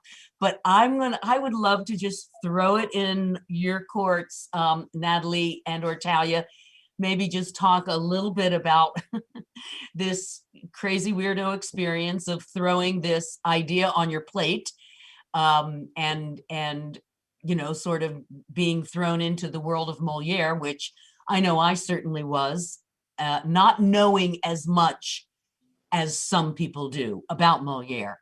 I would love you to maybe just, say a little something about this, this process and this Moliere world. Sure. So I think initially when you brought this to me, and I called up my sister, who was lovingly game to join this crazy thing with us. Adaptation was the most obvious choice for us. And so looking at Moliere's catalog, Tartuffe is his most popular work, we would say, and that is obviously the body of our story. And so looking at that, Talia and I sort of divided and conquered. She took most of the Tartuffe storyline, and I took the School for Husbands and School for Wives vignettes, and then the Moliere monologues. And then we sort of intermeshed them together and then began editing all together. And that's sort of how this crazy thing was born. Talia, do you have more to say about that? Yes, I was really excited when you called me and asked me to help you do this, because I really like, old-timey comedy, French farces and Italian commedia, and the traditions of, theater that we still uphold today. So it was really fun to get to adapt a plot that I already think is fabulous. So it made it kind of easy to make it funny, because I already thought it was so funny to begin with. I think it's great, Ted, and I think you were the natural choice to help us develop this play. And I don't know if most people who have been watching understand the process of really, you see a play all the time. I know probably most people have gone to plays and see them and enjoy them. But the idea of creating a play, of getting an idea, and it not being necessarily your own specific idea of, let's write in the style of Moliere, but to create something in somebody else's style, that you kind of got to be really familiar with that style, and go about how to write a play, and that it takes a year or two to develop a new play, of which we are just now beginning on that journey. And Ted, I just have to say, you being our aficionado of Moliere, and I think that's because you've probably done all of these plays that we've even talked about as an actor. Yeah, it was when you called me, what we started to do, Natalie and Talia, is that, and guys jump in, but I think I mainly just was an outside eye brought into this intimate experience you were having writing this play. And I think basically I just kept asking them questions. Each scene, okay, what do you want this scene to do? What's the event of this scene? And these guys have been so game. They've been, rewriting scenes up to what, 4 days ago? Yesterday, I think, pretty much. we did more rewriting. So it's running a marathon every day with the creation of a new play. And they were great at answering all my questions. And I'd often say, okay, you can say no to this, but here you think you're doing this, so tell me how this works there. And then they do something, so well, that works great. Now what about this over here? And that's the process. And you go through a lot of, it's like I've never panned for gold, but my image of it is you sit there all day going through a lot of stuff, and then you find the golden nugget, and that's what the process has been like. And then, we had just really two working rehearsals with actors, 2 4-hour slots of working, and then we just put it together and tried to give a lot of notes. So that was rather hectic at best, but it gave these playwrights the thing they needed, and they needed to hear what they have, and now the next process would be to go through that and for them to ask themselves more questions and have that intimate work happen again. But it was a great joy to and you're right, I've done a lot of Moliere, so I could see what they were doing, and it was a chaotic, wonderful joy to go through. Right. You know, when we've done quite a few of trying to develop new work, and very often we've taken about a year or a little over a year, and every now and then, every couple of months, get back together with the cast and just read a new draft. Because as we all know, sitting here in this room, and I know Natalie and Talia, both of you got to that point of, okay, we really just need to hear this read. Because what's in your head, it's not a book, you know, it's not a novel, it's not something that is in your head. It is something to be said by other people and performed as a play. So you really need to spend time writing, but then you also need to spend time in the room with the actors. And yes, we did not have a lot of rehearsal time with the actors. It was really just to try to get it to its first place to start on what has to happen next. Exactly. As much fun as we had schizophrenically reading it between Ted, Talia, and I playing all the characters, it was really beautiful to hear it come to life with our cast for the reading. Yeah, they were some pretty great people.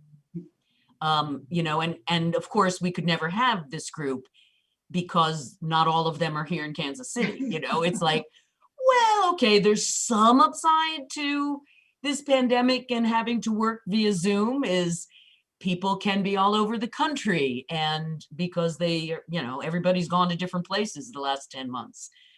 So we were really fortunate, I think, to work with everybody that was able to be here. And it's a large cast. I mean, you know, it's a large cast for the Unicorn. I kept saying, could we have 4 or 5 people? And it kept going up, Natalie. It was like, how about 7 or 8? And then she said, and an intermission? Yeah, and remember we used to have intermissions with plays? Can we not have an intermission? I know. And that's pretty traditional. I mean, it is traditional in a lot of senses, you know, it just is. I mean, it's like an old-timey play. We have a couple questions from the chat.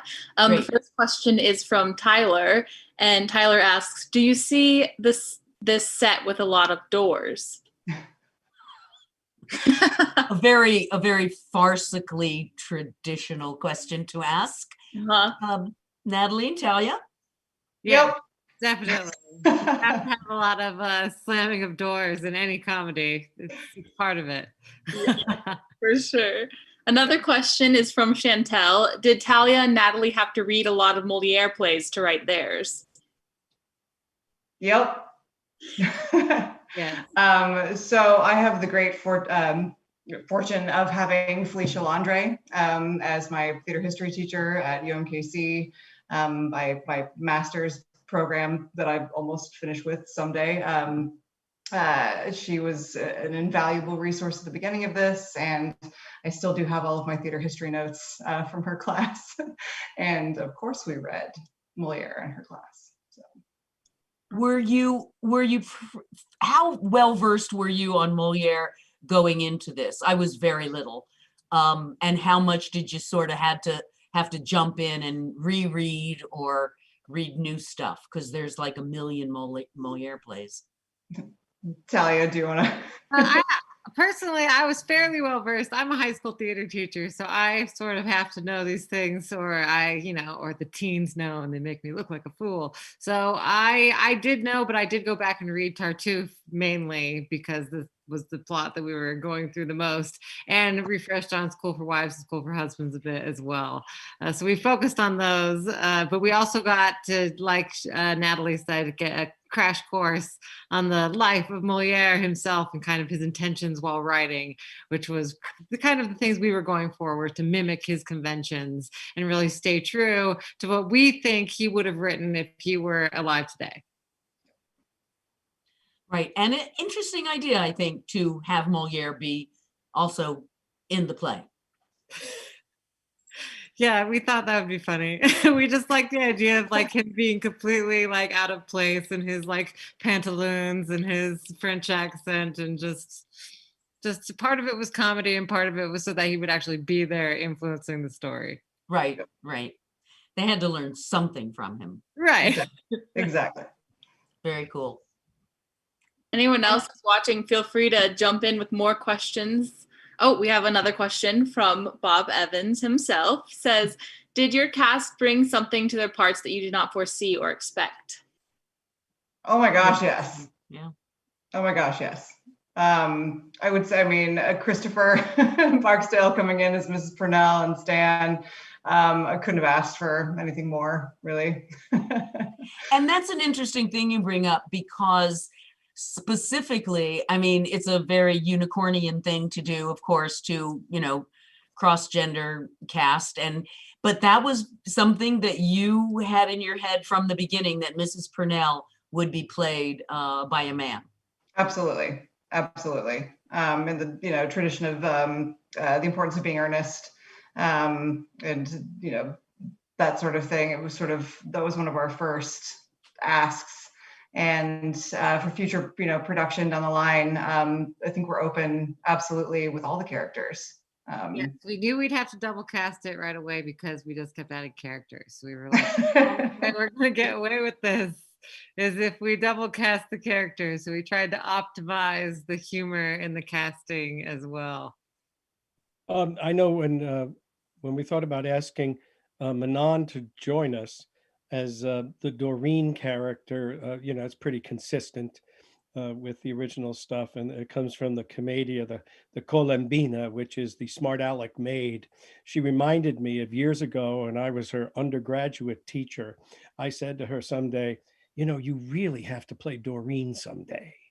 And so she, you know, she has been ready to play Doreen for about 15 years, I think. So she just went after it. It was great fun to see her do that. Oh yeah, and she was one of the first people we cast. I mean, that was like somebody like we all agreed on and said her name first. And as some of the people in the cast could have played a number of different roles. So, but that was, yeah, yes, perfect. Definitely all brought it to life. It was amazing to hear it out loud and hear them really go for it. It was amazing.